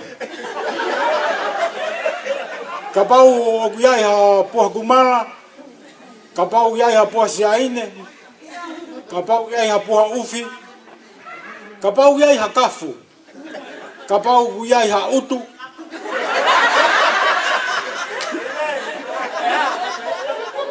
Ko ki whakamanatu pehe ku pehe e te taimi e tau whakamāwai. Kai ke aonga ke tuku e mau whanunga mo mau tōmu sene ke mau mea whakalongolongo. Tau Tau poto he whakamāwai. O tau e mau tuei la he. Ka pau iai ha mono mono ko ngatu. Mea katoa pe. Koe anga pe a kuki. Whakaari atu pepe mo kuki. Whakaori ko kai ka mea ke ta futokanga ki ai. Whamalo atu ke whaiwhekau Brisbane. Tala mono atu ke whaiwhekau maka. Malo e pōre ke ngāwele rei. Pea koutua eiki ofa atu ke tō taha koutua pe malo.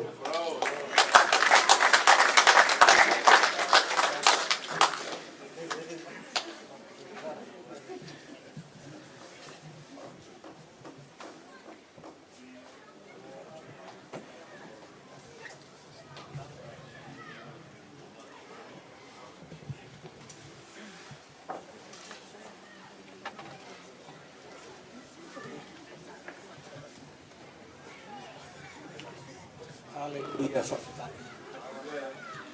Kawau mai ke konga whaosi. O kai whake whaala wau o rea I he maungahi mea peheni o whai. Koe tokon Palestini koe o le whawhai e ngahi rea. Kongo ke te au kai ke whaato o whiunga o ngahi rea pi o whai. E ngahi rea koe ngahi whataha peheni o ngahi kātoanga. Pea koe ko hinga ko whai hare o ko kovi. Pe tai whiunga. Ka ko hinga o ko ilo o koe ni iho whiunga mo rau tore lea.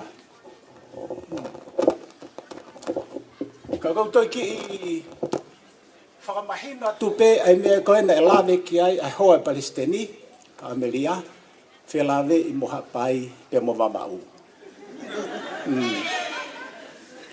Nā ku wholau atu ki Amerika, o nofo I he api, o ofe fine o luani, ka kos malolo ko talau, ko hono mari, ko Daniela Kaufusi, ko e maheni pe folo I tonga ngā ue, pe mau fufeo I waof.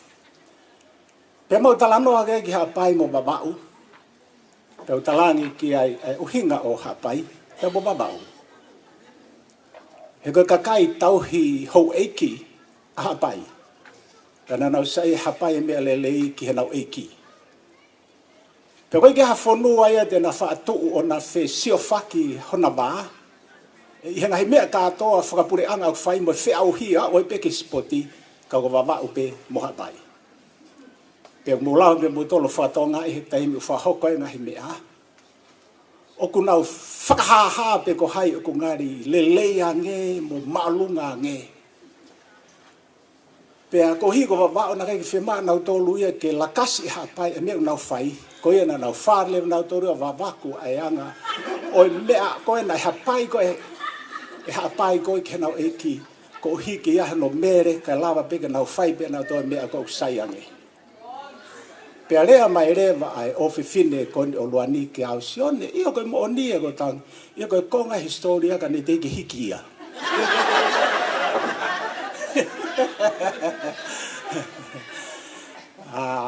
Whamore pea wawa e moha pai. Koe ngahi mea whakakakano pe o koko. Ka koe tau mo ui mai ke eiki e lolomi katoa ia ka te tau tatau pe. Ko hi ko sisu pe o maalunga taha ke tau hiki. Pea koe anga pe e talanoa, o whaat ka te mautolu kotoa pe, kau hapai, kau wawao, kau eua, pea niua o hifo kokoa, koe hau e me niua. Kau tamai e ko sihiki mai ia ki maafanga o konga eki ai ki he eki ko maafanga o tanga mea pea konga eki ko ki hata ki konga api e tau e maumbi ai. Pea neonge wha o koe mi hapai, kau koe hau konga o kuia o kumau ia, I wha amotu. I hostea. Kai ke? Ke te tau tolo no koto pe, tau lava mai, tau whamalo ki he eiki, he o mai whainga loto le lei, ke tau fua ina hi kawenga o koko, hange koe lava whakaha I he kainga lot koe ni Brisbane, ia makaloni ka o maafo ka Palestini a esi. Whawheta I ko kumau tolu koto pe, me ngahi potsias ke he, funga waka ke he, o kumau tokoni mai, I he mea ko koko. Pero mea le rei pe ngahi funga waka, hene whahoko he taimi ko e toko lahe kau eki waka ko mi hapai. Pea nofa ko hapai he tau langa o taritari he uafu ke tau mai waka ta ko hau I hari whaki ai hakau. o ku lelei ai ngai funga waka kau whemau ke ilo kapteni mo nau toro kau waka mo neti pe lava koe waka o te heka ai o tau ke tau langa o whakatau mua ki ai. O whakatau mua ai tau ngā we ke oseanga katoa e aho te tau whetau laki katoa mo sisu o tau kau ai ke ngai funga waka. Ko he mani, me lea ria sisu o na mamai ho mo loto he ngai mea konu hoko. Te olo te api, ko loi matai os kotoa i hono tafi. He kei te ha mamahi ai, he kei te ha maa vai. Ko wheitu ui e whakataha ai, toko taha hono kotoa. Pa ko pōre peia whamore more. O koe kai ko suspende ko si o mo ni. Ko klaisi i ho mo ui ko ia tene whai e mo ni ko ia kia koe. Ke whatawa peke tau peke ane mo tore o tua, si kau whaiwhikau mo ngai hoa, mo ngai whetu ko tō pe mo lava, mai miai ke tau whai katoa, mon pe me whalavi ke whaiwhikau a makaloni, ko ene aho kua ngāhui e sihoma, ke tau whiawhia mo tau neke ne kai. Pe whamalo ke o tua he mera ne wha ane afi a honi, pe mo iu ne teu ke ho tau apongpongi. E ta mai mo whamalo ke te koe he whainga maari o ko mau mau. Ka pau na i kai koe, he elo pe mau mo ui me mau tolu ke aho peheni. Ke mau whakataha mai mo whiawhia, mo mau hiva, mo mau tomee, mo mau fuanga he kawenga, hange ko mea tokoni, aia ko mau mamata mo mau ausia, o mau mau he aho koe ni. Hange ko wholofola, o lava ke vahe, o lava ke whanongo mo langa ke tui, ai toko lahi.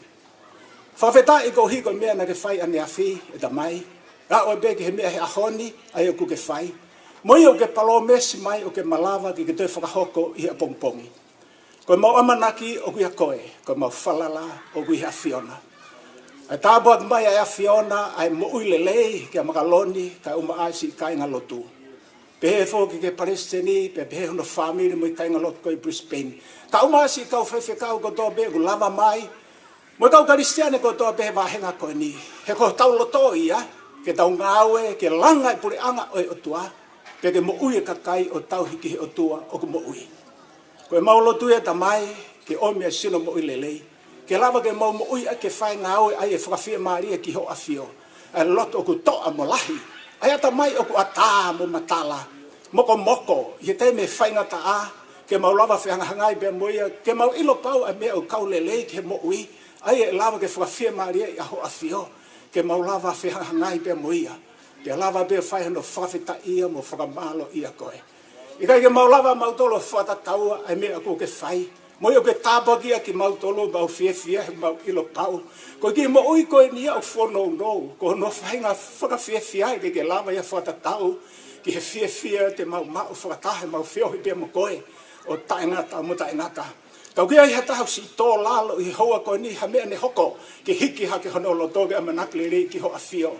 Ka pau ke ha whamiri ngari mo veu, o kui kai ke taha e whanau, pe amoi ongo mātu a, pe ko whewhei tuku nau i ai. E ta mai koe maulo tui ke toha ki mai ke nau taha i a te koe. Pe hau e be ke he kainga lo tui e ta mai, ka pau ke ha masiwe siwa, whakamaterie, ko koe ke lava o whakai. Pe he teu ke mau mātupu atu, mau whawhetai mau ilu ke palo mesi mai. E mua holau maari o ta taki mau tore wheitu ko tō pe te mau aluke ai. He kai ke mau ngo i tu e noa beri e ki na. Ko hi pe ko halau maari o ia te mau tolu. O ko mau whawheta i mo whamalo ki te koe ngai whakatutu me ngai palan ko tō pe ke kaha o. Ta mai mau kore halau maari ki ne ke ngāwe. Ke lava whakahoko e mea ku tāu pia mo koe. Ai e te ke whia mo ke whia maari e ai.